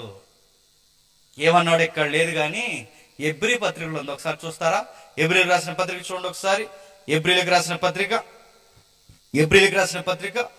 12వ అధ్యాయం. ఎబ్రీలకు రాసిన పత్రిక 12వ అధ్యాయం. ఒక పూట కూటి కొరకు తన జ్యేష్ఠత్వపు హక్కును అమ్మేసిన యాసావు అంటే భ్రష్టుడైనను వ్యభిచారి అయినను ఉండినేమో అనియు ఏమంటున్నాడండి? ఒక పూట కూటి కొరకు ఏమమ్మేశాడట? జ్యేష్ఠత్వ హక్కును పూట కూటి కొరకు దేవుడిచ్చిన స్థానాన్ని అమ్మేసిన వాడిని దేవుడు ఏమని తిడుతున్నాడండి? భ్రష్టుడు. చెప్పండి, వ్యభిచారి. భ్రష్టుడు, వ్యభిచారి. ప్రశ్న తిరగేసి అడుగుతున్నాను, యాసాబు వ్యభిచారం చేసినట్టు బైబిల్లో ఉందా? లేదు. యాకోబు దొంగతనాలు, క్షమించండి, యాసావు దొంగతనాలు చేసినట్టు ఉందా? లేదు. యాసావు ఇలాంటివి ఏమి చేశాను? లేదు. కానీ దేవుడు తిట్టేటప్పుడు ఎలా తిడుతున్నాడండి? వాడొక వ్యభిచారి, నెక్స్ట్ వాడొక భ్రష్టుడు, వేస్ట్ గాడు. ఎందుకు దేవుడు తిడుతున్నాడు? ఎందుకంటే దేవుడిచ్చిన వరాన్ని, దేవుడిచ్చిన స్థానాన్ని పనికి మాలిన విషయాలకు అమ్మేసుకుంటే దేవుడు ఏమంటాడండి? పనికి మాలిన వారని అనే మాట కన్నా వ్యభిచారులారని తిడతాడు. ఈరోజు అడుగుతున్నాను, చిన్న చిన్న విషయాలకి జీవితాన్ని తాకట్టు పెట్టేసే వాళ్ళు లేరండి? చిన్న విషయానికి దేవుడు చక్కటి జీవితాన్ని ఇస్తాడు, చక్కటి వరాలు ఇస్తాడు, చక్కటి స్థితిగతులు, కుటుంబాన్ని ఇస్తాడు. కానీ ఆ చిన్న చిన్న విషయానికి వాళ్ళ జీవితాన్ని తాకట్టేస్తారు. ఎందుకురా చచ్చిపోయావంటే, కొంతమంది కూరగాయలు చచ్చిపోతారు ఈ మధ్య ఆత్మహత్య చేసుకుని. ఎందుకు చనిపోయారంటే, ఇందాక కూడా వాడు చనిపోయాడు, ఎందుకు చనిపోయారని అడిగితే బాధాకరమైన విషయం, ఒక పిల్ల కోసం చచ్చిపోయాడు అడుగుతాను. ఇలాంటి సన్నాసి గడికి జీవితం విలువ తెలిసిందండి? జీవితం విలువ తెలిసిందని అడుగుతాను. మనిషి కోసం చచ్చిపోతాం అంటే అసలు నీకు జీవితం విలువ తెలిసిందా? ఫోన్ కొనకపోతే చచ్చిపోయే వాళ్ళు ఉన్నారండి, అడిగింది చేయకపోతే చనిపోయే వాళ్ళు ఉన్నారండి. నేను అడుగుతున్నాను, జీవితం విలువ తెలియదు. అరే పూట కూటికి దేవుడు స్థానాన్ని నమ్మేసిన వాడిని దేవుడు వ్యభిచారి అంటే, ఇప్పుడు చిన్న చిన్న విషయాలకు లొంగిపోయే వారిని దేవుడు ఏమంటాడు చెప్పండి? ఇంక అంతకన్నా గొప్ప పదం అంటాడు, దరిద్రం పదం ఉపయోగిస్తాడు. ఇక తిట్టలేని తిట్టి ఎత్తి ఎత్తి మరీ తిడతాడు దేవుడు. పూట కూటు కొరకు వాడు అమ్మేశాడండి దేవుడు ఇచ్చిన స్థానాన్ని. ఈరోజు సమయాన్ని అమ్మేస్తున్నారు, జీవితాన్ని అమ్మేస్తున్నారు, చదువులు అమ్మేస్తున్నారు. ఇంకా విషయం ఒక అడుగు ముందుకేస్తే కాపరాలు పాడు చేసేసుకుంటున్నారు చిన్న విషయాలకి. కేవలం చిన్న చిన్న విషయాలకి జీవితాన్ని మొక్కలు చేసుకున్నాడు. దేవుడు ఇచ్చిన స్థానాన్ని మొక్కలు చేసుకున్నాడు. దేవుడు ఏమంటాడు చెప్పండి? తిడతాడండి. వ్యభిచారులారని తిడతాడు ఆయన. నీకు చక్కటి మొదటి కుమారుడు స్థానం ఇచ్చి, నీకు చక్కటి ఆలోచన ఇచ్చి, నీకు నేర్పరతనం ఇచ్చి, నువ్వు చక్కగా అరణ్యానికి పోతే నువ్వు కొట్టగల నైపుణ్యత నీకు ఇస్తే, ఇన్ని టాలెంట్లు పట్టుకొని నువ్వు కూరకు అమ్మేస్తావంటే నేనేమనాలరా అని అడుగుతున్నాడు. ఈరోజు యాసావునే కాదు, నిన్ను నన్ను అడుగుతాడు, మనందరిని అడుగుతాడు. కుటుంబాన్ని ఇచ్చి, చదువునిచ్చి, వయసునిచ్చి, సత్తువునిచ్చి, బలమును, ఆలోచన అన్నీ ఇస్తే నువ్వు పట్టుకెళ్ళి పనికి మాలిన విషయాలకి ఈ విషయాన్ని అంతటి నేను తాకట్టు పెడతావంటే నేనేమనాలి? ఏరియాలో దేవుడు ఒక సంఘాన్ని పెట్టి, ఒక దైవజన్ని పెట్టి, ఇలాంటి కృతజ్ఞత కూడికల్లో నీకు వాక్యం వినిపించి చేసిన నువ్వు చిన్న చిన్న విషయాలకు నువ్వు వెళ్ళి దేవుడిచ్చిన జీవితాన్ని తాకాడు పెడితే నేనేమంటాడో? చంపేస్తానంటాడు. గుర్తుపెట్టుకోండి. ఊరకేమి దేవుడు ఎవడు? సమయాన్ని, జీవితాన్ని దేవుడు ఊరకే ఎవడు? దేవుడు అనుకున్న దానికన్నా ఎక్కువే మనకు అనుగ్రహించాడు. దాన్ని నిలబెట్టుకోవడం చేత కాకపోతే దేవుడు తిడతాడు.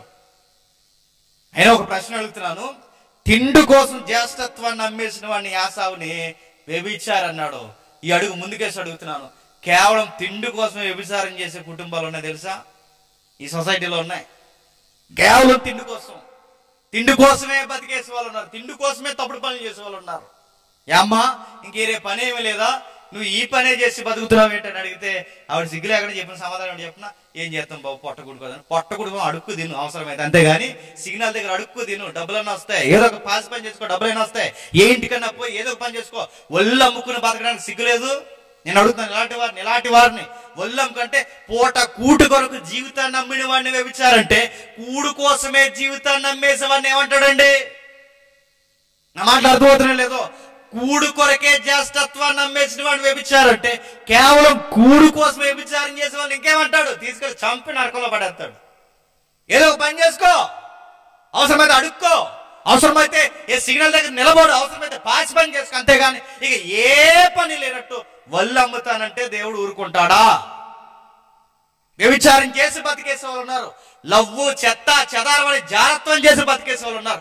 ఏట్రంటే ఇప్పుడు ఈ జారత్వం, ఈ లవ్వు నెరవేరకపోతే ఇటు బతకడంటేడు.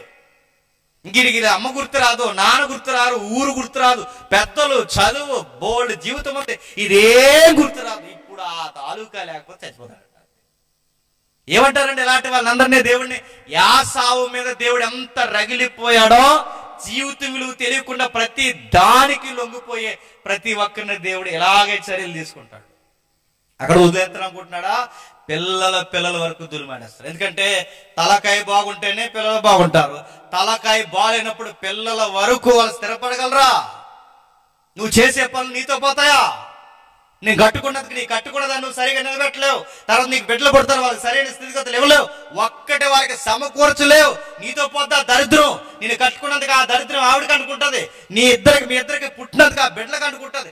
నీకు స్థిరం లేనందుకు, ఒక పైసా సంపాదించడం నీకు రాలేనందుకు ఆ దరిద్రం పిల్లల వరకే అంటాడు. యాసావు పనులు అలాగే ఉన్నాయి. యాకోబును చూసి యాసావును చూశాడు దేవుడు. అయితే యాకోబుకి ఒక వ్యత్యాసం బైబిల్ రచయితలు చాలా ఎలిబరేట్ గా మాట్లాడారు. యాసావును ఎందుకు ద్వేషించో, యాకోబును ఎందుకు ప్రేమించావంటే, దేవుడిచ్చిన స్థానం విలువ తెలియకుండా అమ్మేసేవాడిని దేవుడు ద్వేషించకపోతే ఏం చేస్తాడంటే, ఈరోజు నిన్ను నన్ను దేవుడు ప్రేమించకపోవడానికి కారణాలు ఏంటి చెప్పినా, విలువ మర్చిపోయి అమ్మేస్తుంటాం చాలా విషయాలు. మన స్థానం మర్చిపోయి చాలా లూజుగా ప్రవర్తిస్తాం. అందుకే దేవుడు మనల్ని ఎక్కడ పెట్టాలో అక్కడే పెట్టేస్తాడు. మనల్ని ఎంత ప్రార్థించినా మనకి జవాబు ఇవ్వడాయన.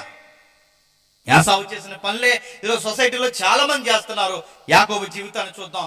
ఏం జరుగుతుంది? యాసావు చేసే పనులన్నీ ఎలా ఉన్నాయి? పూట కూటు కొరకు వాళ్ళ తండ్రి స్థానాన్ని ఇచ్చేశాడు. విషయం మళ్ళీ జరుగుతుంది. కథ ముందుకెళ్ళింది. 27వ అధ్యాయంలో ఏం జరుగుతుందో చూడండి ఒకసారి. 27వ అధ్యాయం 1వ వచనం. ఇస్సాకు వృద్ధుడై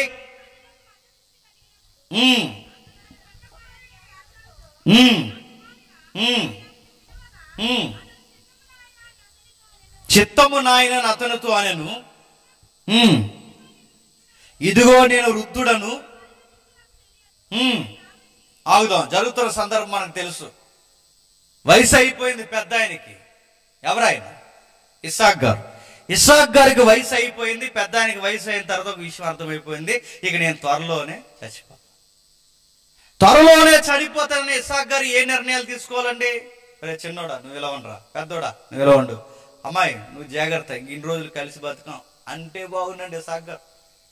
అవేం అడగకుండా చివరి కోరిక ఏంటట? ఆ పెద్దోడిని పిలిచి, చచ్చిపోయే ముందు నాకు ఒక కోరుకుంటుపోయిందిరా, చెప్పండి, కొంచెం మాంసం కూర ఏమైనా ఉండదు. ఇదో రకమైన ఉంటారండి కొంతమంది. రేపో మాపు చచ్చిపోయి కాటికి కాళ్ళు చేసే సమయంలో సాగు భయం కన్నా కూర తినలేదని బ్యాంక్ ఎక్కువైపోద్ది వాళ్ళకి. కొంతమంది అదో రకమైన వృద్ధులు ఉంటారు చూసారు. అదో రకం. అంటే నేను ఇస్సాక్ గారిని పాయింట్అవుట్ చేయట్లేదు, కానీ అసలు సందర్భం కాదు. ఈ టైంలో పెద్దోడిని పిలిచి నాకు చివరిగా యాట మాంసం తినాలని ఉందరా అని ఆ పెద్దోడిని పిలిచాడట. మీరు అబ్జర్వ్ చేయండి. ఈ తండ్రి లక్షణాలు ఎవరికి వచ్చేయండి? బాగా వినాలి. ఫ్యామిలీలో ఇద్దరు ఉన్నారుగా, ఎవరు? యాసావు, యాకోబు. ఇప్పుడు బాగా వినండి. తండ్రికి కూరలు తినే అలవాటు ఉంది, అంటే టేస్ట్ కోసం ఏదన్నా చేసే అలవాటు నాన్నగారికి ఉంది. ఇప్పుడు ఇదే లక్షణాలు ఎవరికి వచ్చేయండి? యాసావుకి వచ్చాయి. ఇప్పుడు బాగా వినాలి. తల్లికేమో కూరలు ఉండే లక్షణాలు ఉన్నాయి, అదే లక్షణాలు ఎవరికి వచ్చాయి? ఇప్పుడు చెప్పండి. చిన్నోడికి వచ్చాయి. అంటే తల్లి, బాగా వినాలి, తల్లి చిన్నోడు ఒక పార్టీ, చెప్పండి, తండ్రి పెద్దోడు ఒక పార్టీ. ఇప్పుడు ప్రశ్న అడుగుతున్నాను. ఒకే కుటుంబంలో 2 పార్టీలు ఉంటే కుటుంబం ఏమవుద్ది? బజార్ అవుద్ది. మళ్ళీ చెప్తున్నాను, బజార్ అవుద్ది. కుటుంబంలో 2 పార్టీలు ఉంటే ఏమవుద్ది? సంత అవుద్ది, సంసారం అవ్వదు. పెద్దోడు పెద్ద ఆయన ఒక పార్టీ అయితే, చిన్నోడు తల్లి ఒక పార్టీ అయితే, అంటే కుటుంబంలో పార్టీ ఫీలింగ్లు అంటే ఏమవుద్దండి? అంటే ఆయనది ఆ కుర్రోడిది ఒక మాట, తల్లిది ఈ కుర్రోడిది ఒక మాట. అంటే నలుగురు కలిసి ఉండరా? ఎప్పుడైనా గుర్తుపెట్టుకోండి, కుటుంబంలో నలుగురు ఉన్నప్పుడు ఆ నలుగురు కలిసి ఒక్క మాట మీద లేరు. మీ కుటుంబం ఎవడో వచ్చి పాడు చేసిన అవసరం లేదు. మీ కుటుంబాన్ని చెప్పండి, మీ కుటుంబాన్ని మీరే పాడు చేసేసుకుంటారు. ఈ పదం వాడుతున్నందుకు ఇబ్బంది పడకండి. బిగ్ బాస్ మనకు సోంది, కానీ ఈ దిక్కుమాలి ఈ బిగ్ బాస్ కానీ చెప్తుంటా, మన స్టేట్లో ఉన్న దానికోసం కాదు. నేషనల్ వేజ్లో క్షమించండి, ఇంటర్నేషనల్లో ఫారిన్ కల్చర్లో వచ్చింది బిగ్ బాస్ షో. ఇది మన కాదు, ఒరిజినల్ బిగ్ బాస్ ఫారిన్. అది బిగ్ బాస్ షో యొక్క మోటో, వెనకాల ఉన్న విజన్ ఏంటంటే, నలుగురు మనుషులు ఒకే గదిలో కలిసి ఉండలేరు అని ప్రూవ్ చేయడానికి పెట్టిన ప్రోగ్రామ్ అది. కాదు మన దరిద్రం అంతా జీవిస్తారు ఇక్కడ. ఈ దరిద్రం ఇది వేరు, అది వేరు. నలుగురు మనుషులు కలిసి ఒకే దిక్కునే కలిసి ఉండలేరు. ఇదిగో కొట్టుకుంటారు, తిట్టుకుంటారు. నలుగురు కలిసి ఉంటే అది ఎంత బాగుంటుందో ఆ షోలో చూపించడానికి ఓ గదిలో 100 రోజులు పెడతారు. ఇది షో యొక్క ఉద్దేశం. కానీ ఇక్కడ వేరే వేరే జీవిస్తారులండి. ఈ షో మార్చేసారు. అక్కడ ఎవరు నిలబడరంటే, ఎవరో కొంతమంది నిలబడతారు. ఫారెన్ బిగ్ బాస్ లో నిలబడి ఇలా నిలబడిన వారంటే అందరూ మెచ్చుకుని అందరితో మెప్పుకోరిన వారు, కుటుంబాలకి, జీవితాలకి, సమాజానికి ఉపయోగకరమైన వ్యక్తులని వాళ్ళకి బెస్ట్ ప్రైజ్ అవార్డు ఇస్తారనమాట. ఇది నేపథ్యం. నేను అడుగుతున్నాను, ఈరోజు బిగ్ బాస్ లో 100 రోజులే ఉండలేని వాళ్ళు, 4 రకాల మనసులు ఉన్న వాళ్ళు, 50-60 సంవత్సరాలు 4 వ్యక్తులు కలిసి బతకాలంటే అందరూ ఒక్క మాట మీద ఉండకపోతే జరిగే విషయమా చెప్పాలి. మామగారు ఒక బాట, అత్తగారు ఒక బాట, తండ్రి ఒక బాట, తల్లి ఒక బాట, పిల్లలు ఒకవైపు నడుతున్నాను. నలుగురు 4 దిక్కుల వైపు చూస్తే ఆ ఇల్లు ఏమవుద్ది? పెంట అవుద్ది. ఈ కుటుంబం అదే అవుతుంది. ఏమవుతుంది అంటే, వీళ్ళిద్దరూ ఒక మాట మీద లేరా? పెద్దోళ్ళు ఇద్దరు. ఇప్పుడు పెద్ద ఆయన మాట్లాడుతున్నారంటే, ఇదే విషయం నాకు తినాలని ఉందమ్మా అని వాళ్ళ ఆవిడకి చెప్పొచ్చుగా. నాకు తినాలని ఉందని కుటుంబంతో పంచుకోవచ్చుగా. ఎవ్వరు లేని టైంలో పెద్దోడితో మాట్లాడుతారంటే పెద్ద అయినా, అంటే వీళ్ళిద్దరు ఒక పార్టీ అనే కదా అని అర్థం. మాట్లాడాడు. వీళ్ళిద్దరూ మాట్లాడుకుంటే ఇప్పుడు భయం లేకుండా వెనకాల ఉండి ఉంటుందంట. ఎవరు అలా వినొచ్చండి? నేను అడుగుతున్నాను, భర్త మాటలు సాట్ నుండి తల్లి వినొచ్చా? వింటుంది. ఎంత భయం లేకపోయినా వెంటే విన్నది, మనసులో దాచుకొచ్చారు, భర్త మాటలే వెంటే విన్నది. అలా విన్నది దాచుకొచ్చు కదండి, సరిగ్గా పట్టుకెళ్ళి ముడి ఎక్కడికి పెట్టిందట. అలా పెట్టొచ్చండి. ఇప్పుడు ఆ నాన్న ఆ చిన్నోడి దృష్టిలో ఏమవుతాడండి? కొంతమంది భయం లేని తల్లులు ఉంటారండి. అందుకే చూడండి, చిన్నపిల్లలకి తల్లులకి కనెక్టింగ్ ఎక్కువ ఉంటుంది. వీడు తినంగా నాన్న దగ్గరికి వెళ్ళి అడగడు డబ్బులు. ఎవరిని అడుగుతాడు వచ్చి, అమ్మ నాకు 100 కావాలి అన్నాడట. అప్పుడు ఇప్పుడు సిగ్గు లేకుండా అందంట, నన్ను అడగరా బాబా అంటే బాగుంది. అలాగ అందో. ఇప్పుడు మీ నాన్న బయటికి వెళ్తాడు, అలా వెళ్ళిన వెంటనే అక్కడ ఎడతాడు, తీసుకో అందంట. ఇలాంటివి చెప్పాడికి. మరి జేబులో డబ్బులు తీసేస్తే తెలిసిపోదు కదంటే, ఆ మీ నాన్నకి అంత పెద్ద లెక్కలు తెలవు, కానీ ఆ కాగితాల్లో మధ్యలో కాగితంది తెలదు అందట. ఇలాంటి అడుగుతున్నాను, ఇలాంటివన్నీ నేర్పించు పిల్లలకి, నేర్పించవచ్చు ఇలాంటివన్నీ. అలాంటివి అడుగుతున్నాను. ఇలాంటి తల్లులు ఉన్నారు సొసైటీలో. పిల్లలకి అలా చెప్పొచ్చా? వాళ్ళ నాన్న గుట్లు చెప్పొచ్చా? చెప్తుంది చూడండి. వాళ్ళ నాన్న దగ్గరికి వెళ్ళి చెప్తుందట, ఇదిగో రే పెద్ద చిన్నోడు ఎలారా పెద్ద అయినా మీ పెద్దని ఏం మాట్లాడుకుంటున్నారో తెలుసా? ఏం మాట్లాడుకుంటున్నా మమ్మీ అన్నాడు. అసలు ఈయన సాధు అంటే కొంచెం స్లోగా ఉంటాడండి. ఎవరు కొంచెం డల్ స్టూడెంట్స్ అంటారు చూసారా, ఆ క్యాండిడేట్ అనమాట. కొంచెం స్లోగా ఉంటాడు, త్వరగా ఏదో పొరకెక్కది ఈ అబ్బాయికి, కొంచెం స్లోగా ఉంటాడు. ఆ అబ్బాయిని పిలిచిందారు, వెళ్ళరా బేగా త్వరగా వెళ్ళరా, నీకు విషయం చెప్పాలి. ఏంటి మమ్మీ అని అడిగాడు. ఏం జరిగింది తెలుసా? నీ పెద్ద అన్నయ్య మీ నాన్న మాట్లాడుకున్నారు. అవునా అన్నాడు. ఏం మాట్లాడుకోవడం తెలుసా? మీ అన్నయ్యట యాట మాంసం తెస్తానట, ప్రాపర్టీ అంతా ఎవరికి ఇచ్చేస్తాడట మీ డాడీ. ఆ రోజులో ప్రాపర్టీ అదే జ్యేష్ఠత్వం, ప్రాపర్టీ. ఆస్తులన్నీ ఎవరికి ఇచ్చేస్తాడట? మీ అన్నయ్యకి ఇచ్చేస్తాడట. మీ అన్నయ్యకి అందరికి ఆస్తులు ఇచ్చేస్తే మరి నీ పరిస్థితి ఏంట్రా అంటే, ఇక అబ్బాయికి అంత ప్లానింగ్స్ ఏం తెలియదు, అన్ని నేర్పిస్తుందండి దగ్గరుండి. ఆ తర్వాత ఆ అన్నయ్య ఎప్పుడో తెస్తాడరా యాట మాంసం, ఈ లోపల అన్ని స్థానంలో నువ్వే తెచ్చారా అంటారు. నేను అడుగుతున్నాను, ఈ కుర్రోడు గట్టికి వస్తే ఏమొచ్చండి చెప్పండి? ఈ కుర్రోడికి కూరలు వచ్చు. యాట మాంసం ఎవరు తెమ్మంటుందండి? ఇప్పుడు ఎవరిని తెమ్మంటుంది? యాకోబుని తెమ్మంటుంది. అడుగుతాను, ఎప్పుడన్నా ఇంట్లోంచి బయటికి వెళ్ళాడా? ఇప్పుడు ఇంట్లోంచి బయటికి యాటకెళ్తే ఇంటికి వస్తాడా? చెప్పండి. అలవాటు ఉంది ఈ కుర్రోడికి. అలవాటు లేని కుర్రోడిని బయటికి పంపితే ఏమవుతుందండి? కిరాణా స్టోర్ దగ్గర పంపుతాడు, మొత్తం కిరాణా స్టోర్ అంతా ఎత్తాడు ఇంటికి. అది అర్థం అవుతా చెప్పండి? ఆ కుర్రోడికి ఇప్పుడు ఏం తెలియదు. ఇప్పుడు ఏమీ తెలియని కుర్రోడిని ఇప్పుడు బయటికి పంపితే ఏం చేయగలడు? ఏమీ చేయలేడు. అందుకే వాళ్ళ అమ్మ చెబుతుంది ఏమన్నారే, నువ్వు అలా మీ అన్నయ్య వచ్చే సమయానికి నువ్వే ఏట మాంసం తెచ్చే, అది వండేసి మీ నాన్న పెడతానంటే అక్కడ బిగ్ క్వశ్చన్ లేదు. కానీ నాకు వచ్చిన పెద్ద ప్రశ్న, అసలు ఏట మాంసంకి వెళ్తే తేగలడా తేలేడన్న సంగతి అయ్యగారి టాలెంట్ వాళ్ళ అమ్మగారికి తెలుసు. అదిగా ఏముందంటే, నువ్వు ఏటకి వెళ్ళొద్దు నాన్న, ఎందుకంటే నువ్వు వెళ్తే రావు ఇంకా. అందుకే నువ్వు వెళ్ళేది ఎక్కడికంటే ఏటకు కాదు, వెనక్కి వెళ్ళు. వెనక్కంటే ఇంటి వెనక్కి వెళ్ళు. ఇంటి వెనకాల ఏముంది? మనకు మేకల మందలు ఉన్నాయిగా, ఆ మేకల మందలో బాగా కొవ్వు పట్టిన మేక ఏది ఉందో ఆ మేకందే. ఆ మేకని మీ నాన్నకి వండి మేక మాంసాన్ని ఏట మాంసంగా పెట్టేస్తానంటే పెద్ద ప్రశ్న. మరి నాన్నకు తెలియదంటే తెలియదు. అదే కదా మన చేతిపోవటం, మరి టాలెంట్ చూపిస్తాను అంటే ఏంటి? ఏ మగోడు కానీ తెలుస్తా తెలియదండి. ఇప్పుడు అమ్మ ఉండే కూరలకి భార్య ఉండే కూరలకి మగోడు పట్టుకుంటాడు ఇట్టే. కొంతమంది మగ్గాలు, కొంతమందికి ఏం తెలియదు, మొత్తం 2 కలిపి తినేస్తారు. అది గొడవ లేదు, వేరే పార్టీ అది. కొంతమంది మక్కూర టక్కమని చెప్తారు. టక్కమనే ఈరోజు మా అమ్మ ఉంది కదా టక్కని చెప్తారు. ఎందుకంటే ఆ టేస్టులు తెలిసిపోతే 20 సంవత్సరాలు కాపురం చేసిన అమ్మ కూర ఎలా ఉంటుందో తెలుసు. చెప్పండి, భార్య కూర ఎలా ఉంటుందో, అత్త ఎలా ఉంటుందో అన్నీ తెలుసు. ఇట్టే తెలుస్తుంది మగ పిల్లగాళ్ళకి. టక్కం పట్టుకుంటారు. నువ్వు వండింది ఇది, ఈ యూట్యూబ్ కూర నాకు తెలిసిపోతుంది, ఇది నువ్వు వండింది తెలిసిపోద్ది, ఇది మా అమ్మ వండింది తెలిసిపోద్ది. అమ్మల కంగారు కొట్టిన వాళ్ళ టేస్ట్ వేరు. నిజంగానే మా అమ్మ వండుతుంది, ఎంత కంగారు ఉండదు. ఆ దుకాణం ఉంటుంది, మాకు కిరాణా స్టోర్ ఉంది, అటు ఇటు తిరిగి కంగారు అటు ఇటు, ఆ కంగారు కొట్టిన కూరే బాగుండదు. టేస్ట్ తెలిసిపోతాయి. వాళ్ళు ఉండే వంటకం ఒకలా ఉంటుంది, వీళ్ళు ఉండే వంటకం ఒకలా. కానీ ఇంక విచిత్రం చూడండి, యాకోబు ఎన్ని సంవత్సరాలు కాపురం చేసినా ఏ కూర ఎలా వండుతుందో చెప్పలేకపోతాడు. అంటే నన్ను అడిగితే ఆవిడ కూరల్లో ఆరితేరిపోయిందండి. వండి అంటే మేక మాంసం ఏదో, ఆట మాంసం అసలు ఏ మాంసమో చెప్పలేకపోతున్నాడు. అంటే అంత బాగుంటుంది అనమాట. మొత్తం మీద ఉంటుంది. మమ్మీ నువ్వు బాగానే వండుతావు, మరి తర్వాత మరి అన్నిలాగా నేను యాక్టింగ్ చేయాలంటే మరి వాయిస్ గుర్తుపడతారు. అంటే మీ నాన్నకి వయసు అయింది కదరా, 2-3 సార్లు నేనే ఫిక్స్ అయిపోతాడు అన్నమాట. సరే, అలాంటి అన్ని పిల్లలకు ట్రైనింగ్ ఇస్తుంది చూడండి. మరి డాడీ మాట్లాడే ముందు ఇలా తాకి మాట్లాడతారు కదా మమ్మీ అంటే, అందుకే నీకు ఒక స్పెషల్ సూట్ కుట్టించి ఉంటాను రెడీగా అన్నది. స్పెషల్ సూట్ ఏంటంటే మ్యాగజైన్ మంచి సార్ అన్ని ఈవిడే ట్రైనింగ్ ఇస్తుంది. ఇలా ట్రైనింగ్లు ఇవ్వచ్చా?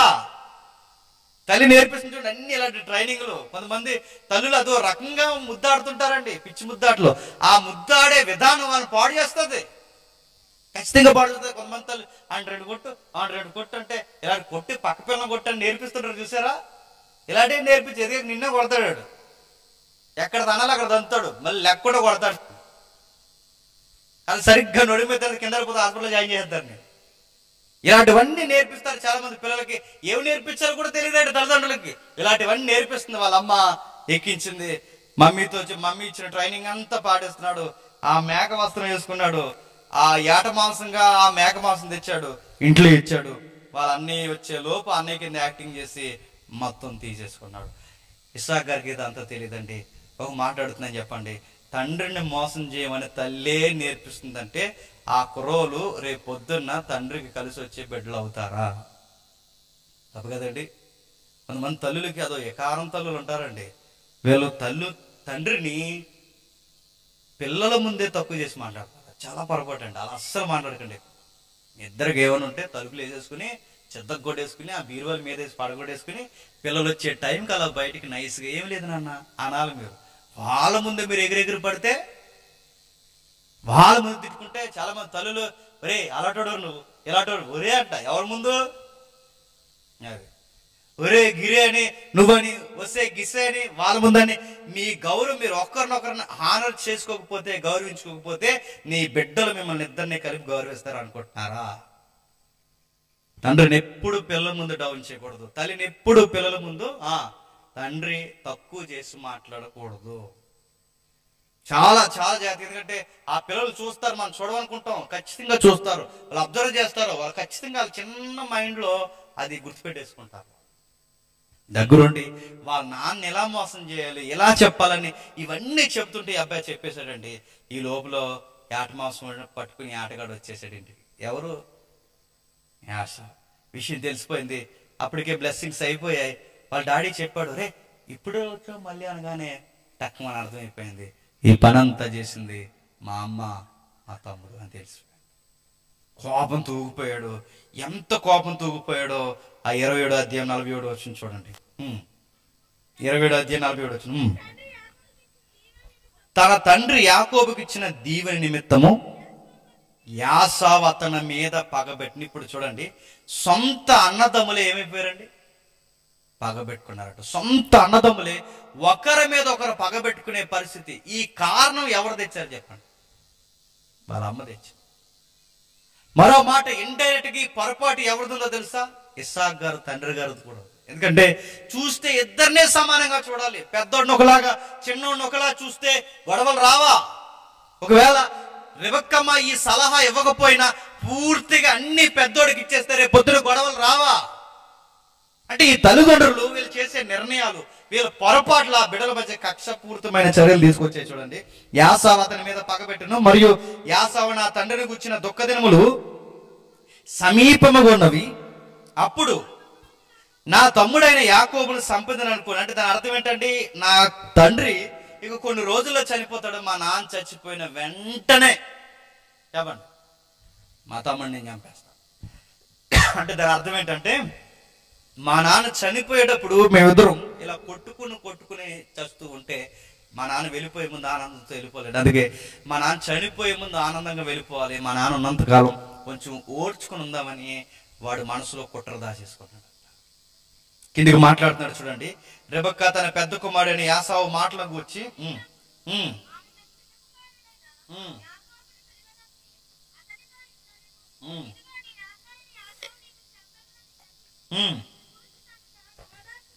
ఆ వచ్చిన చూడండి అంత విచిత్రంగా ఉందో. రెబెక్కా తన పెద్ద కుమారుని యాసావు మాటను గురించి విన్నప్పుడు తన చిన్న కుమారుడైన యాకోబుని పిలవనంపి అతనితో ఇట్లనెను, ఇదిగో నీ అన్నయ్య అయిన యాసావు నిన్ను చంపెదనని నిన్ను గూర్చి తనను తాను వాదార్చుకొనుచున్నాడు. ఆ మాటకు అర్థం ఏంటంటే, ఇంట్లో ఎలా తిరుగుతున్నాడు పెద్దోడు?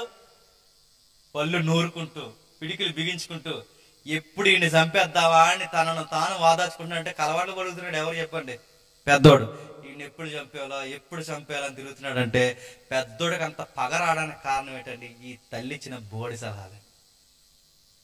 మళ్ళీ నేను చెప్తున్నాను, తల్లి ఒక దిక్కు, తండ్రి ఒక దిక్కు, పిల్లలు ఒకలాగా, తల్లిదండ్రులు ఒకలా ఉంటే కుటుంబాలు ఇలాగే తయారవుతాయి. క్రైమ్ స్టోరీలకి నిలయం అవుతాయి కుటుంబాలు. బిడ్డలకి భయం లేని ప్రవర్తన వాళ్ళ మీదకి వచ్చేస్తుంది. ఇద్దరు ఒకేసారి పగబెట్టుకునే పరిస్థితికి వచ్చింది. విషయం తర్వాత అర్థమైంది. ఈవిడ గారి ఒక మాట అంటుంది 45వ వచనంలో కింది మాట, వాళ్ళిద్దరిని అప్పుడు నేను అక్కడికి నిన్ను పిలిపించదను, ఒక్కనాడే మీ ఇద్దరు నేను పోగొట్టుకున్నాడు ఎలా అంటే ఇప్పుడు అర్థమవుతుందంటే ఇద్దరు ఏం చేసేలా ఉన్నారు, ఇప్పుడు కొట్టుకుని చచ్చిపోవాలని. నేను అడుగుతున్నా, ఈ మొక్క ముందు తెలియదండి? ఈ మొక్క ముందు తెలియదా? ఇలా కొట్టుకునే పరిస్థితి వస్తున్న ముందు తెలియదు ఈవిడికి? అరే ఇలా ఒకరినొకరు చంపుకునేలా ఉన్నారు, తల్లినైనా నా వల్లే వీళ్ళ మీద గొడవలు వచ్చేయాలని ఈ మొక్క ఇవిడికి ముందు అర్థమవలేదో మరి అర్థమైనా ఎందుకంత సీరియస్ గా ఇంత నిర్ణయం తీసుకుంటారో? ఈ వచనాలు చదువుతుంటే భయం వేస్తుంటారే. ఓ కుటుంబంలో ఇద్దరు అన్నదమ్ములకి ఇంత చిచ్చిపడే సొంత తల్లే ఇంత పొత్తు పడని పరిస్థితులు తీసుకొచ్చింది. పైబెచ్చుకు వచ్చి అంటుందట, అరే ఒకే రోజు మీ ఇద్దరు చనిపోతే నేనేమైపోవాలంటే ఏమైపోతావు? ఈ పరిస్థితి వస్తుందని నీకు తెలియదా? అప్పుడు అలా ఆయనతో మాట్లాడుతుందంట ఇస్సాకుతో. ఏమని? ఇస్సాకు 28వ వచనంలో మొదటి వచనం, 28వ అధ్యాయం మొదటి వచనం, ఇస్సాకు యాకోబును పిలిపించి, నీవు కానాను కుమార్తెలో ఎవరిని వివాహం చేసుకునకూడదు, నీవు లేచి ఆగుదాం. విషయం అర్థమవుతుంది చూడండి. ఇప్పుడు ఎవరితో ఇప్పటి వరకు పెద్దాడుతో మాట్లాడిన పెద్ద ఆయన ఇప్పుడు సడన్ గా ఎవరితో మాట్లాడుతున్నాడు? చిన్నాయనతో మాట్లాడుతున్నా. అంటే ఏం జరిగింది అంటే ఇప్పుడు భార్య భర్తలు ఇద్దరు మాట్లాడుకున్నారు. ఏమని మాట్లాడుకున్నారు? చిన్నోడిని జాగ్రత్తగా చూడాలండి అని మాట్లాడుకున్నారు. పెద్దోడి విషయంలో కొంచెం అడుగు ఆలస్యమైనా పర్లేదు కానండి, చిన్నోడిని మనం జాగ్రత్తగా చూడాలని. అంటే ఇప్పటి వరకు వీళ్ళిద్దరూ మాట్లాడుకోలేదంటే వీళ్ళు మాట్లాడుకోలేదు. నేను మళ్ళీ అడుగుతున్నాను, అసలు ఎందుకు ఈ గొడవ వచ్చిందంటే ఈవిడ చాట్ నుండి విన్నది కదండి. ఎవరు? సీరియస్గా వినండి, నేను ముగిస్తాను. చాట్ నుండి విన్నదే ఎవరు? రెబెక్కమ్మ. ఏమని విన్నది? ఈ పెద్ద అయినా పెద్దోడు మాట్లాడుకుంటే ఈ మాటలు విన్నది. విన్నప్పుడు అప్పుడే వాళ్ళ ఆయనతో మాట్లాడితే బాగుండండి, తన భర్తతో అప్పుడే మాట్లాడితే బాగుంది. ఏంటి ఏం చేస్తున్నారండి మీరు? మీకు కొన్ని విషయాలు చెప్పాలి. అసలు ఇస్తే ఇద్దరికి సమానంగా ఇవ్వాలి, అయినా జ్యేష్ఠత హక్కు. మీకు విషయం మర్చిపోయారేమో, దేవుడు ఒక రోజు మనకు ఒక విషయం చెప్పాడు కదండి. దేవుడు ఒక రోజు ఒక విషయం చెప్పాడుగా, ఆ విషయాన్ని మీరు ఎందుకు మర్చిపోయారు అంటే బాగుండండి. మళ్ళీ ప్రశ్న, ఏం చెప్పాడు వీళ్ళకి? ఒక విషయం చెప్పాడు. అంటే దేవుడు ఏదో వాగ్దానం ఇచ్చాడు. ఏమైనా వాగ్దానం ఇచ్చాడు? బైబిల్ ఇలా చదువుతాం మనం. అబ్రహాము, ఇస్సాకు. చెప్పండి ఎవరు? నెక్స్ట్ స్థానం ఎవరిదండి? యాసావు. కానీ ఈ స్థానం ఇస్సాకు ఎవరికి ఇచ్చేస్తున్నాడండి? యాకోబు కాకుండా యాసావుకి ఇస్తాడు. నా మాటలు అర్థమవుతున్నా లేదు? అబ్రహాము, ఇస్సాకు చెప్పాలి. యాకోబు కాదు, ఇప్పుడు ఇస్సాకు ఎవరికి ఇస్తున్నాడు? యాసావుకి ఇస్తున్నాడు. ఈ విషయంలో భయపడిందా? ఎవరు? మీకు విషయం చెప్పాలి. అబ్రహాము, ఇస్సాకు తర్వాత యాకోబు ఉండాలండి. మీరు పట్టుకెళ్ళి దమ్మిడి కూర కొరకు పెద్దోడికి ఇచ్చేస్తానంటున్నారు ఏంటండి? నీకు వయసు అయిపోయి మర్చిపోయారా? దేవుని సంకల్పాన్ని గాలి వదిలేశారా? దేవుడు వీళ్ళ పుట్టి మేలైనను కీడైనను చేయకముందే పెద్దోడు దాసుడు అవుతాడు, చిన్నోడు పనికొచ్చేవాడు అవుతాడు, చిన్నోడే ఏలుకవుతాడు, పెద్దోడు దాసుడు అవుతాడని వీళ్ళ పుట్టక ముందే వీళ్ళ గర్భంలో ఉన్నప్పుడే దేవుడు చెప్పాడు కదండి. ఈ విషయం మీరు మర్చిపోయారా అని ఆ రోజు వాళ్ళ ఆయనతో 27వ అధ్యాయంలో మాట్లాడితే ఇంత గొడవలు ఉండవండి. ఈవిడ మాట్లాడగా వచ్చింది గొడవ అంతా. ఎప్పుడు గుర్తుపెట్టుకోండి, భార్య భర్తలు ఇద్దరు ఏదైనా నిర్ణయం తీసుకున్నప్పుడు కలిసి నిర్ణయించుకోవాలి. ఈవిడ ఒక తూర్పుకో నిర్ణయం, ఆయన ఒక పరమడకో నిర్ణయం తీసుకుంటే ఈ ఎఫెక్ట్ ఎవరి మీద పడుతుందండి? మీకే మీరు బాగానే ఉంటారు, ఎవరి మీద పడుతుంది చెప్పండి? బిడ్డల మీద పడుతుంది. ఒక విషయం నిర్ణయం తీసుకున్నప్పుడు ఇద్దరు కలిపి నిర్ణయం తీసుకుని ఇలా చేద్దాం అనుకుంటున్నానండి, ఏవే ఇలా చేద్దాం అనుకుంటున్నాను, ఏమంటావే అని ఇద్దరు మాట్లాడుకోరు. ఇప్పుడు మెజారిటీ మన గ్రామీణ కుటుంబాల్లో, ముఖ్యంగా మన దిగువ తరగతుల్లో ఉన్న దరిద్రం ఏంటి చెప్పిన, పేరెంట్స్ ఇద్దరు ఎక్కువ మాట్లాడుకోరండి. ఈ భార్య భర్తలు ఎక్కువ మాట్లాడుకోరండి. ఎప్పుడు మాట్లాడుకుంటారు తెలుసా? పెళ్ళైన కొత్తలో తెగ మాట్లాడుకుంటారు. పెళ్ళైన కొత్తలోనే తర్వాత మాట్లాడుకోరు. పెళ్ళైన కొత్తలో ఎంత దగ్గరగా నడుస్తారు, ఈదిలో మన సిగ్గేత ఉంటుంది వాళ్ళు నడుస్తుంటే. ఎంత దగ్గరగా నడుస్తారు పెళ్ళైన కొత్తలో, ఎంత దగ్గర నడుస్తారు. ఏగలు దోమలు కూడా వెళ్ళో ఈదులో ఎంతమంది ప్రపంచం ఏమైపోయినా అసలు దగ్గర నడుస్తారు ఊరు వెళ్తున్నప్పుడు. నేను అడుగుతున్నా, ఆ ముచ్చట ఏమైపోయింది 2-3 సంవత్సరాలకి? అంత బాగా నడిచేవారు, అంత బాగా ప్రేమించుకున్నారు, అంత అంత ఇద్దరు ఏకసరిగా అంత బాగా నడిచేవారే. ఇప్పుడు ఏమైంది? బిడ్డలు పుట్టిన తర్వాత మాట్లాడుకోవడం తగ్గింది. మళ్ళీ చెప్తున్నాను, బిడ్డలు పుట్టిన తర్వాత మీ మాటలు తగ్గకూడదు. గుర్తుపెట్టుకోండి, మీరు ఒకరికొకరికి ఇవ్వాల్సిన సమయాన్ని ఇచ్చుకోండి. మీరు 24 hours ఏమి ప్రకటన గ్రంథం రాయడానికి కూర్చోలేదుగా. మీరు మాట్లాడుకోవాలి. తల్లిదండ్రులుగా మీ ఇద్దరు మాట్లాడుకోవాలి. ఏ స్కూల్లో జాయిన్ చేయాలి ఇద్దరు కలిసి కూర్చొని మాట్లాడుకోవాలి. ఎలాంటి పరిస్థితులు ఉండాలి ఇద్దరు కూర్చొని మాట్లాడుకోవాలి. అడుగుతాను, మాట్లాడుకునే తల్లిదండ్రులు ఉన్నారా? ఆవిడ ఉన్నంతకాలం టీవీ చూస్తుంది, ఈవిడ ఉన్నంతకాలం బయటికి పోతాడు, కలో మెతుకులో తినేస్తాడు, బేరం పడుకుంటాడు, మళ్ళీ పొద్దున్నే లెగిస్తాడు, పనిలోకి వెళ్ళిపోతాడు, మళ్ళీ ఇంటికి వస్తాడు, ఏ ఉద్యోగం వెళ్తాడు, మళ్ళీ వస్తాడు. ఈవిడి పని ఈవిడి పని ఈవిడిది, ఆయన పని ఆయనది. ఇద్దరు మాట్లాడుకోడు, ఎవరు నిర్ణయాలు తీసుకుంటారని అడుగుతున్నారు. పుట్టినోళ్ళు ఏమైపోతారు? ఇలా పనులు అలాగే ఉన్నాయండి. అసలు ఈ పెద్దోళ్ళు ఇద్దరు మాట్లాడుకుంటే ఏమండి ఏంటండి విషయం అంటే, దేవుడు ఒక రోజు ఒక విషయం చెప్పాడు కానీ మీరు మర్చిపోయారని ఈవిడ జ్ఞాపకం చేస్తే బాగుండండి. ఏం చెప్పాడు, ఎక్కడ చెప్పాడు? ఒకసారి 22వ అధ్యాయంకి రండి. 22వ అధ్యాయం ఒకసారి ముగించుకుంది. 22వ అధ్యాయం, క్షమించండి, 25వ అధ్యాయం 22వ వచనం. 25వ అధ్యాయం, ఒకనితో ఒకడు పెనిగిలాడిరు గనుక ఇలాగైతే నేను బతుకుంటే ఎందుకని ఈ విషయమై యెహోవాను అడగడానికి వెళ్తుందంటే ఎవరు? రెబెక్కా. అప్పటికి వీళ్ళిద్దరు పుట్టలేదు. ఎక్కడున్నారు? ఆమె గర్భంలో ఉన్నారు. ఆమె గర్భంలో ఉన్నప్పుడు వీళ్ళిద్దరు అసలు లోపల ఒకడున్నాడో ఇద్దరున్నాడో. అప్పుడు స్కానింగ్ మిషన్ లేదు కదండి. ఇప్పుడైతే చెప్తున్నారు ట్విన్స్ అని. ఇంకా డబ్బులు ఎత్తే ఆడమొగలు చెప్తున్నారు. ఇప్పుడు ఉన్నాయి అడ్వాన్స్ టెక్నాలజీ. ఆ రోజుల్లో ఎక్కడున్నా ఇద్దరున్నారో ఒకరున్నారో ఆవిడకి తెలుసా? తెలియదు. ఇచ్చేవాడికి తప్ప లోపల ఎవరున్నారో తెలుసా? లోపల ఏం జరుగుతుందో దేవుడికి తప్ప ఇంకెవరికైనా ఆ రోజుల్లో తెలుసా? తెలియదు. అందుకే ఆవిడకి అర్థమైంది ఆ పురిటి నొప్పులు తన ప్రాణం పోయేలా ఉన్నదని అర్థమైంది. భయం వేసింది. దేవుడి దగ్గర పరుగు దేవా ఏంటి ప్రభా, గర్భఫలం ఇచ్చు బహుమానము, ఈ బహుమానమే నా ప్రాణం తీసేసేలా ఉంది ఏంటి ప్రభా అని ఆ తల్లి పరుగు వెళ్ళి ఏంటి ప్రభా నా లోపల ఏం జరుగుతుందని అడిగితే అప్పుడు యెహోవా అన్నాడట, టెన్షన్ అవ్వకు రెబెక్కా, నీకు విషయం చెప్పాలి, లోపల నీకు ట్విన్స్ ఉన్నారని చెప్పి. నీకు ఇద్దరు మగపిల్లలు ఉన్నారమ్మా. లోపల వాళ్ళు ఏం చేస్తారంటే ఫైట్ చేసుకుంటున్నారు. ఇంక వీళ్ళకి ఎక్కడ దొరకలేదండి గ్రౌండ్. ఎక్కడట? వాళ్ళ అంపట్లోనే పెట్టారు WWE ఫైట్. ఈ కూరగాయలు కుదిరలేని కందిరేయాలండి ఇద్దరు లోపల పట్లని అడుగుతున్నాను. వాళ్ళ అమ్మ గర్భం ఏమన్నా వాలీబాల్ గ్రౌండా? వాళ్ళ అమ్మది ఏమన్నా WWE డయాస్దా? ఆ లోపల ఫైట్ చేసుకుంటే తల్లి ఏమైపోతుంది? ఇప్పుడు అడుగుతున్నాడు. ఒక బిడ్డే తిన్నంగా పొజిషన్ లో లేకపోతే తల్లికి ప్రాణాలు పోతున్నాయి. బిడ్డ అడ్డం, ఒక బిడ్డ అడ్డం తిరిగితే ప్రమాదం అయిపోతుంది. ఒక బిడ్డే సరిగ్గా ఎదగకపోతే, ఎదగాల్సిన ప్రేగులు ఎదగకపోతే తల్లి ప్రాణాలకే ప్రమాదం అవుతుంది. అలాంటిది ఇద్దరు కొడుకులు ఆ యొక్క బెలూన్లో దెబ్బలాడుకుంటున్నారంటే ఏమవుద్దండి? అందుకే ప్రాణాలు పోయేలా ఉన్నాయని బిడ్డల్నిచ్చే దేవుడి దగ్గరకు వచ్చి ప్రార్థన చేసి అడుగుతుంది, అయ్యా ఏం జరుగుతుంది ప్రభా, నా గర్భఫలం వల్ల నా ప్రాణం పోయేలా ఉందంటే అప్పుడు అన్నాడు, డోంట్ వరీ అమ్మా, నీకు ఆ విషయం చెప్పాలి, లోపల 2 జనాంగాలకి తండ్రులు ఉన్నారంట. లోపల 2 జనాంగాలకి తండ్రులు ఉన్నారు. ఎంత బాగుంటుంది చూడండి, ఆ భాష బాగుంటుంది. కింద చదువుదాం. 2 జనములు నీ గర్భంలో ఉన్నవి, 2 జనపదములు నీ కడుపులో నుండి ప్రత్యేకముగా వచ్చును. ఒక జనపదము కంటే ఒక జనపదము బలిష్టముగా ఉండెను. పెద్దవాడు చిన్నవాడికి దాసుడగును అనేను. ఏంటట? పెద్దవాడు చిన్నవాడికి దాసుడగును. 2 జనపదాలు ఉన్నాయి. ఒక జనము కంటే మరొక జనం బలిష్టంగా ఉంటది. చిన్నోడే పనికొచ్చేవాడు అవుతాడు, పెద్దోడే చిన్నోడికి దాసుడు అవుతాడు. ఈ మాట ఇంకా పుట్టక ముందే గర్భంలో ఉన్నప్పుడు ఎవరు చెప్పారండి? దేవుడు తల్లికి చెప్పాడు.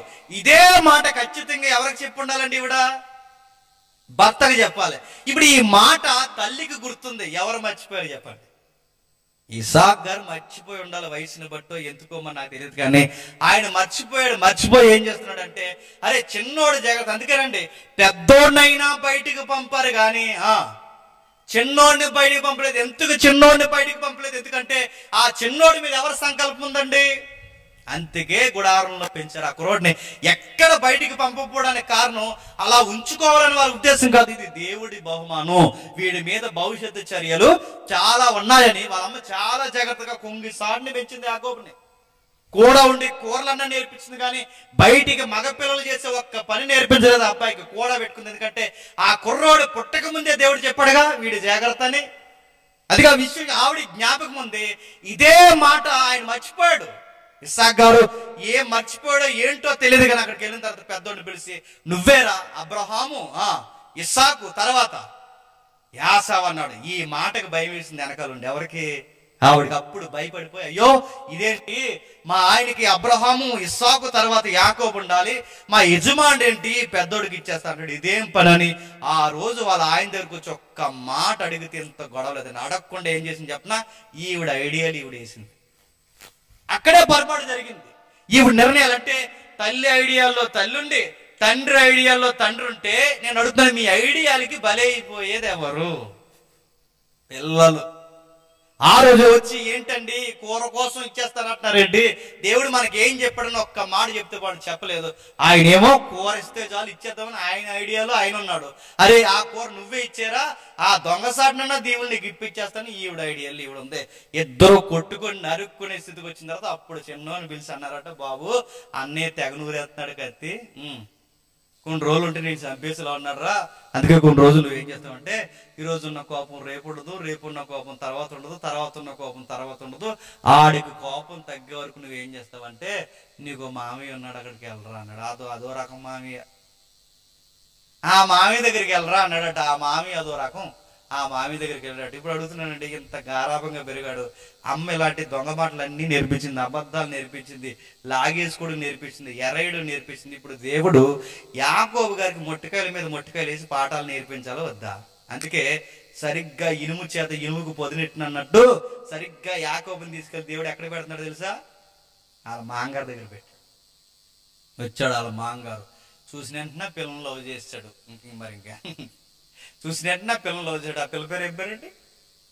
రాహేలం. ఆవిడకు పొగరు, అందం ఉంటుందని చాలా పొగరు, అదో రెక్లెస్ యాటిట్యూడ్ ఉంటుంది. ఆవిడ గొడవాడుతుంటుంది. ఆ అధ్యాయులు మీరు ఇంటికి వెళ్తారు చదవండి. పొగరుగా ఉంటుంది. ఆ అమ్మాయికి ఐ లవ్ యూ చెప్పాడు.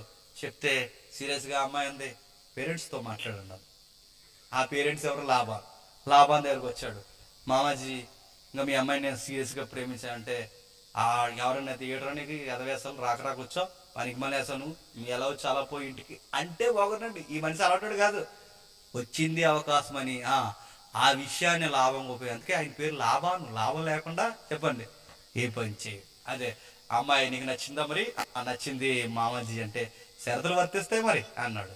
షరతులు ఏంటంటే, ఇంకో మా అమ్మాయి మరి బెస్ట్ అమ్మాయి నీకు కావాలంటే షరతులు వర్తిస్తాయి. ఏం చేయాలి చెప్పండి, మీ అమ్మాయి కోసం ఎవరెస్ట్ ఎక్కేనో దూకేస్తాను అంటుంది ఎవరు, ఏదైనా చేసేలా ఉన్నాడు. ఎందుకంటే ఈ ఫ్లేవర్ అలా ఉంటుందండి. ఈ లవ్ లో ఉన్న వాళ్ళకి ఈ ఫ్లేవర్లు ఎలా ఉంటాయి, ఆ టయానికి ఇడికి ఏం చెప్పినా పురకెక్కదే, ఇంకా అంతా పిల్లే కనబడుతుంటది. వీడికి ట్రాన్స్ఫార్మర్లు వెళ్ళిపోతుంటాయి, గాలి ఎక్కువ వేసేస్తుంటది, రోడ్డు మీద ఏదో పాకలు ఎగిరిపోతుంటే అంత అలా ఉంటుంది, గాలిలో తేలినట్టు ఉంటుంది. యాకోబు గారు కూడా ఉంది.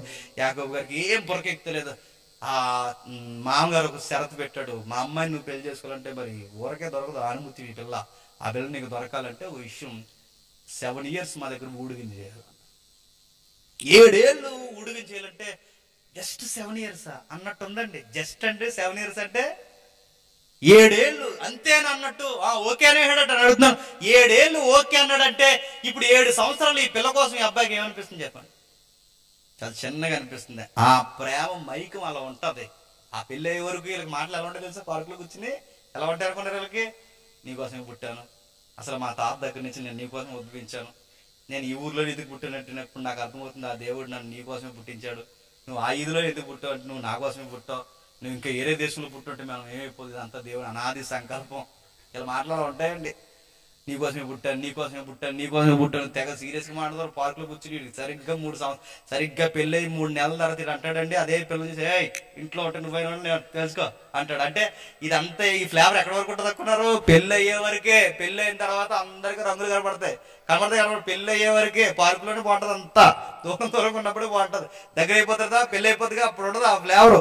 రేపు బాగా వినండి, ఇస్సాకు కూడా ఆ ఫ్లేవర్ పోయిన తర్వాత పోయింది. ఎందుకంటే ఆ పిల్ల పెద్ద గొడవల, ఆ రాకాశ పిల్ల, ఆ రాహేల్ పిల్ల గొడవలు పెట్టింది. ఏమన్నది? ఇదిగో నాకు కానీ పిల్లల్ని ఇవ్వకపోతే చెప్పండి చచ్చిపోతానంటుందంటే ఆ పిల్లకి ఎలాంటి మాటలు వస్తున్నాయి చూసారా?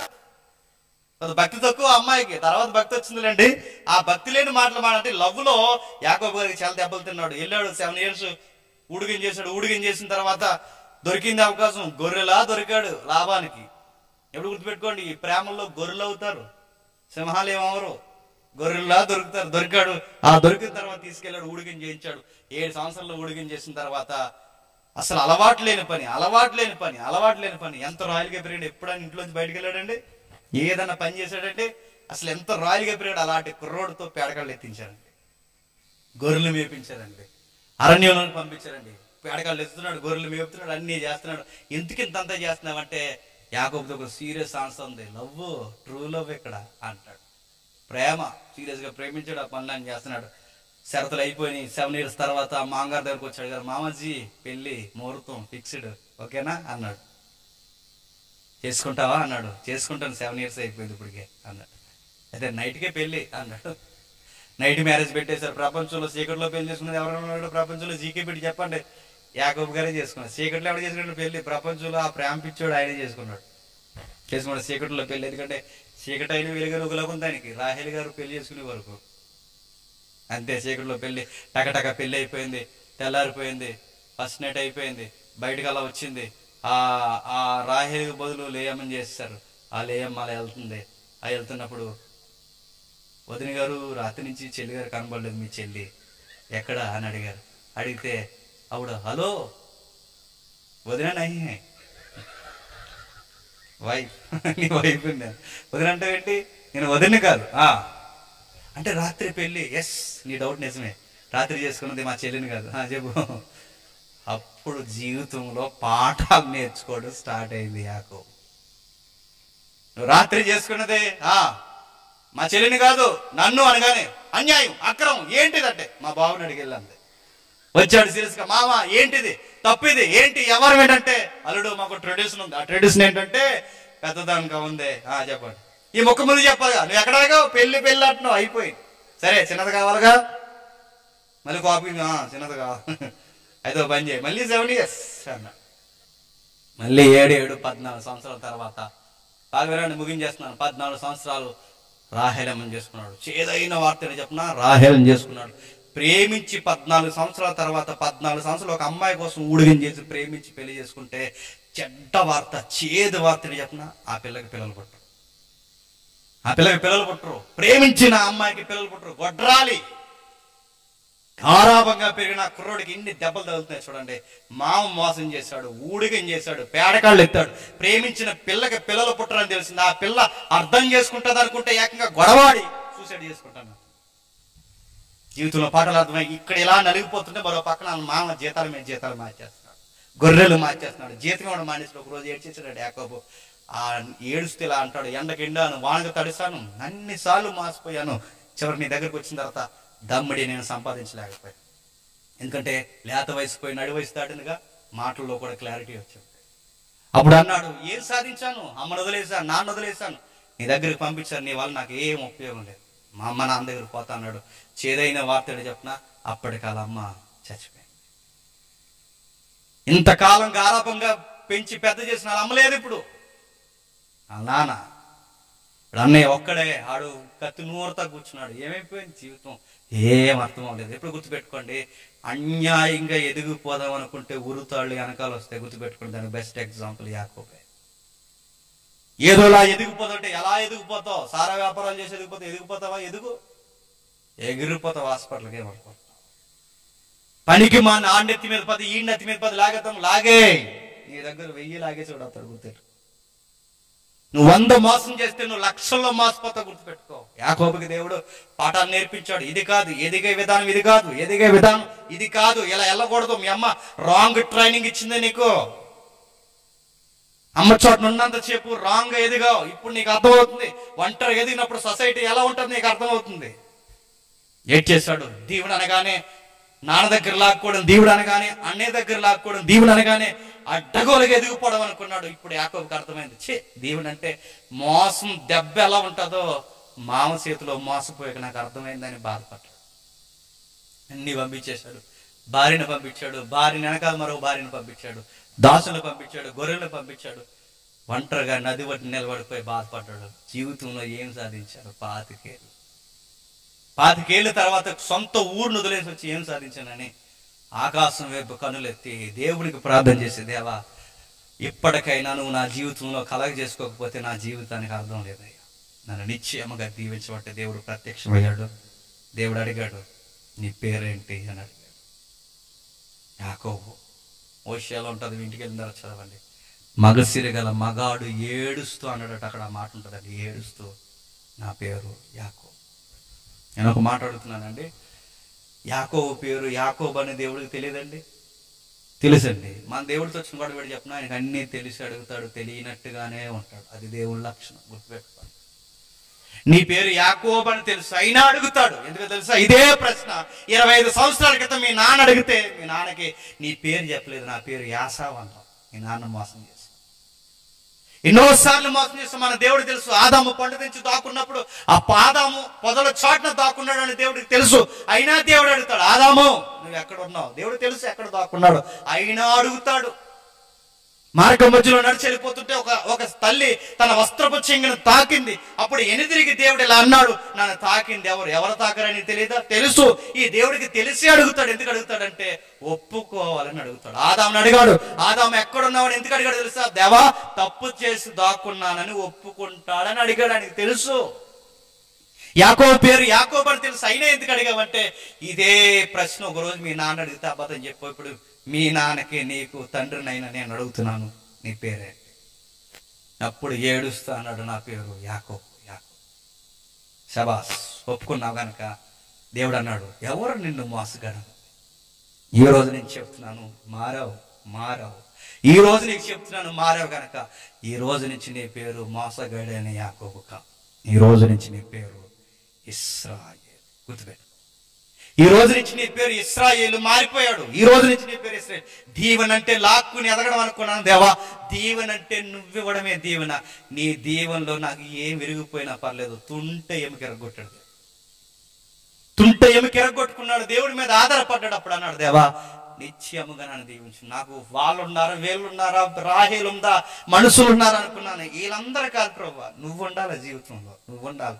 డబ్బు ఉంటే చాలనుకున్నాను, జాస్తత్వం ఉంటే చాలనుకున్నాను, రాహేలు ఉంటే చాలనుకున్నాను, దాసులుంటే చాలనుకున్నాను, మామ మందలుంటే చాలనుకున్నాను. ఇది కాదు, జీవితంలో నువ్వు ఉండాలి. నువ్వు నన్ను దీవించేంత వరకు నువ్వు ఎక్కడి నుంచి వెళ్ళడానికి వీల్లేదు. పాదాలు పట్టుకుని వేలాడిపోయి ఏడుస్తూ అడిగాడట, తెల్లవార్లు పెనుగులాడి నన్ను దీవించండి. అప్పుడు దేవుడు దీవించాడు. నీ కాలు ఎర్రగొట్టి నేను దీవిస్తున్నాను జ్ఞాపకార్థంగా. అప్పుడు దీవించాడు.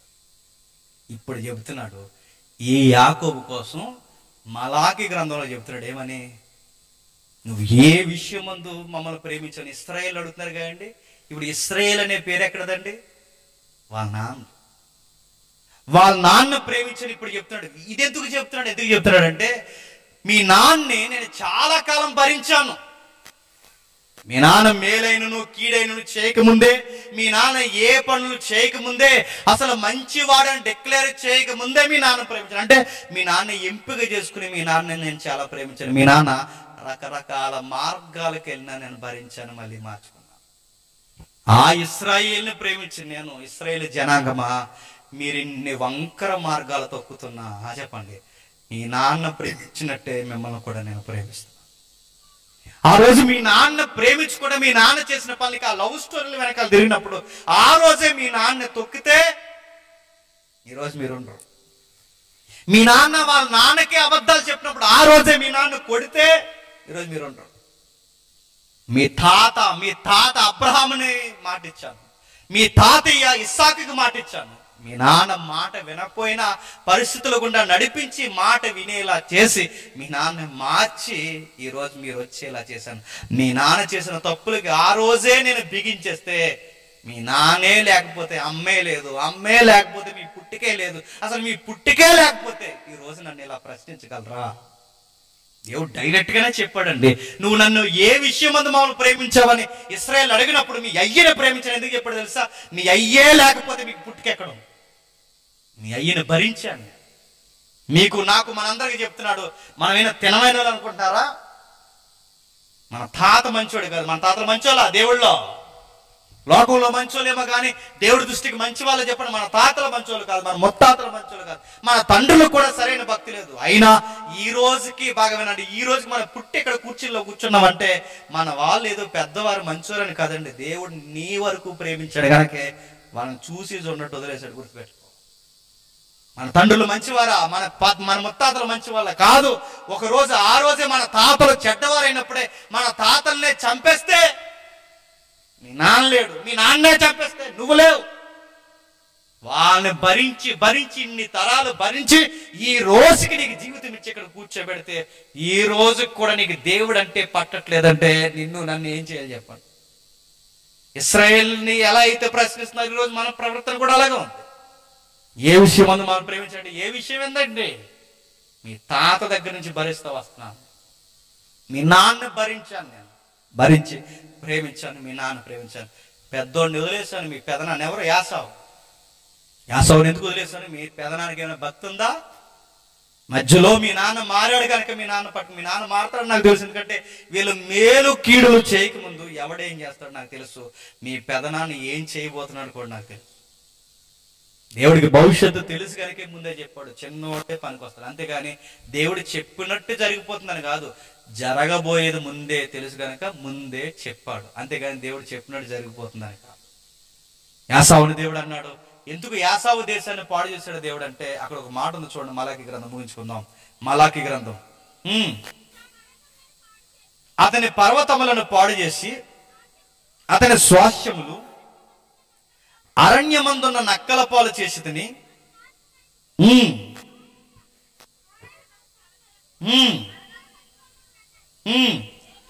ఏదో మీరు అనుకొందరు. అయితే సైన్యములకు అధిపతి యెహోవా సెలవిచ్చినది ఏమనగా, వారి కట్టుకొనినను నేను వాటిని క్రిందకి పడదోయుదును.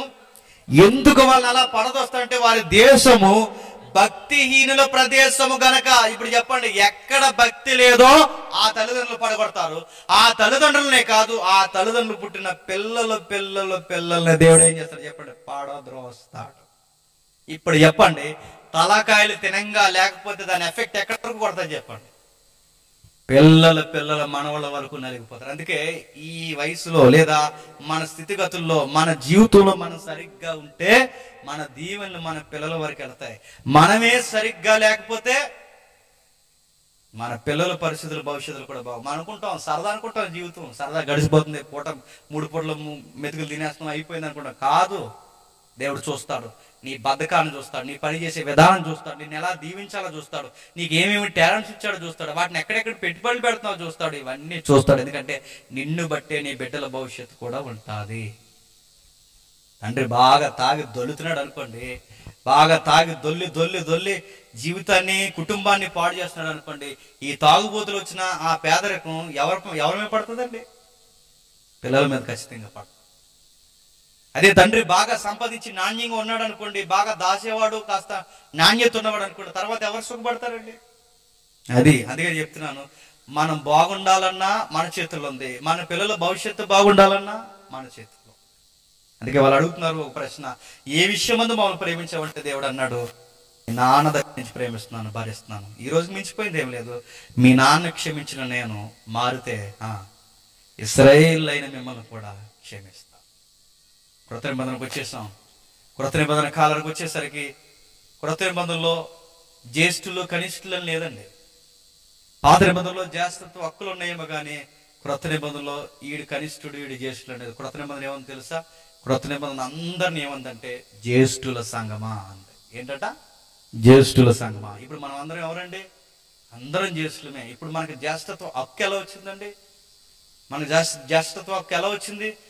తన దేవునికి జ్యేష్ఠ కుమారుడు ఒకడు ఉన్నారు. ఎవరు? ప్రభు అయిన యేసుక్రీస్తు. ఇప్పుడు ఆయన బట్టి మనం అందరం ఏమేమి చెప్పండి? జ్యేష్ఠులమయ్యా. ఇప్పుడు బాగా వినండి, ఇప్పుడు ఈ జ్యేష్ఠత్వాన్ని కాపాడుకునే స్థితి ఎవరి చేతిలో ఉంది చెప్పండి? నీ చేతుల్లో, నా చేతుల్లో ఉంది. క్రొత్త నిబంధనలు మనందరినీ జ్యేష్ఠులను చేశాడు. ఇప్పుడు యాకోబుని కాదు, యాసావునే కాదు, నిన్ను నన్ను ఈ జ్యేష్ఠత్వాన్ని కాపాడుకునే పరిస్థితి మందే. మనం చర్చలకు వచ్చి మన బుర్రలకి దేవుని మాటలు ఎక్కకపోతే మన జ్యేష్ఠత్వం పోతుంది. మన వాక్యాలు వింటూ ఇలాంటి సభల్లో కూర్చుని కూడా దేవుడికి నచ్చిన ప్రీతికరమైన ప్రవర్తన మనకు లేకపోతే మన జ్యేష్ఠత్వాన్ని మనమే పాడు చేసుకుంటాం. దేవుడు మనకు ఉన్నతమైన స్థానం ఇచ్చాడు, భరించాడు. మన తాతల దగ్గర నుంచి భరించాడు, మన తల్లుల దగ్గర నుంచి భరించాడు, ఈ రోజుకి భరించాడు, ఈ రోజుకి పిలుపునిస్తున్నాడు. మారండి అని పిలుపునిస్తున్నాడు. జ్యేష్ఠుల సంఘాన్ని చేశాడు. ఈ జ్యేష్ఠత్వాన్ని మనం కాపాడుకోవాలి. సేవకులుగా కాపాడుకోవాలి, విశ్వాసులుగా కాపాడుకోవాలి, సంఘ పెద్దలుగా కాపాడుకోవాలి, కుటుంబాలు కాపాడుకోవాలి. అప్పుడే దేవుడు మనకి ఇవ్వాల్సిన దీవులను అన్నీ ఇస్తాడు. ఆ వరుస క్రమాన్ని పోనేవాడు. అబ్రహాం, ఇప్పుడు బాగా వినండి, ఇప్పుడు అబ్రహాము సంతానం ఎవరో తెలుసా? ఇశ్రాయేలు కాదండి. ఎవరైతే యేసుక్రీస్తు వారిని నమ్ముకుంటారో, యేసుక్రీస్తుని ఎవరైతే విశ్వసిస్తారో, ఇప్పుడు మనం అందరం ఎవరి సంతానం చెప్పండి? అబ్రహాము సంతానం. ఇంత హక్కులు మనకి ఇచ్చాడు. ఈ హక్కులు మనం కాపాడుకోకపోతే మన పిల్లలకు మనం ఏమీ మంచి భవిష్యత్తుని ఇవ్వలేదు. నేను ముగించేస్తున్నాను. తల్లి ఎలా ఉండాలో, ఎలా ఉండకూడదో రెబెక్కను చూడండి. తండ్రి ఎలా ఉండాలో, ఎలా ఉండకూడదో ఇస్సాకుని చూడండి. పిల్లలు ఏ విలువలతో పెరగాలో, ఎలా పెరగకూడదో యాకోబుని, యాసావుని చూడండి. క్రొత్త నిబంధనకు వచ్చేసరికి ఎలా జీవించాలో ప్రభు అయిన యేసుక్రీస్తు అని చూడండి. ఎప్పుడైతే విలువలతో బ్రతుకుతాం, ఇప్పుడు ఈ బిడ్డ ఉన్నాడుగా, ఈ బిడ్డ ఎదిగే కొద్దీ ఈ విలువలతో పెరిగితే కుటుంబానికి భారం అవ్వడు, కుటుంబానికి కలిసి వచ్చే దీవెనకరమైన కుమారుడు అవుతాడు. లేదు తల్లి ఒకలా తండ్రి ఒకలా వ్యవహరించారనుకోండి, దైవికమైన నిర్ణయాలు గాలికి వదిలేశారనుకోండి, ఆ బిడ్డ గాలికి పెరిగితే ఏ బిడ్డను చూసి అయితే మురిసిపోయారో ఆ బిడ్డే వాళ్ళకి బరువు అయిపోతాడు. లేదు తండ్రి సంకల్పం మీద, ఇదిగో చాలా మందికి సొసైటీలో బిడ్డలు లేరు, కానీ దేవుడు మమ్మల్ని ప్రేమించి ఒక బిడ్డనిచ్చాడని ఆ బిడ్డకి దేవుని విలువలు నేర్పిస్తే, ఇద్దరు ఒకే మాట మీద ఉండి ఆ బిడ్డకి గౌరవపరమైన ప్రవర్తన నేర్పిస్తే, ఆ బిడ్డ ఎదిగే కొద్దీ తల్లిదండ్రులకు బరువు అయిపోడు, దేవుని అవుతాడు. ఇలాంటి బిడ్డను కన్నందుకు వాళ్ళు చాలా సంతోషిస్తారు. ఈ బిడ్డ అలానే ఉండాలి, మీ బిడ్డలు అలా ఉండాలి. మనం అందరం ఎప్పటికీ జ్యేష్ఠత్వాన్ని కాపాడుకుని జ్యేష్ఠులు సంఘంగా ఉండాలి. దేవుడు మిమ్మల్ని దీవించును గాక. ప్రార్థన చేసుకుంటాం.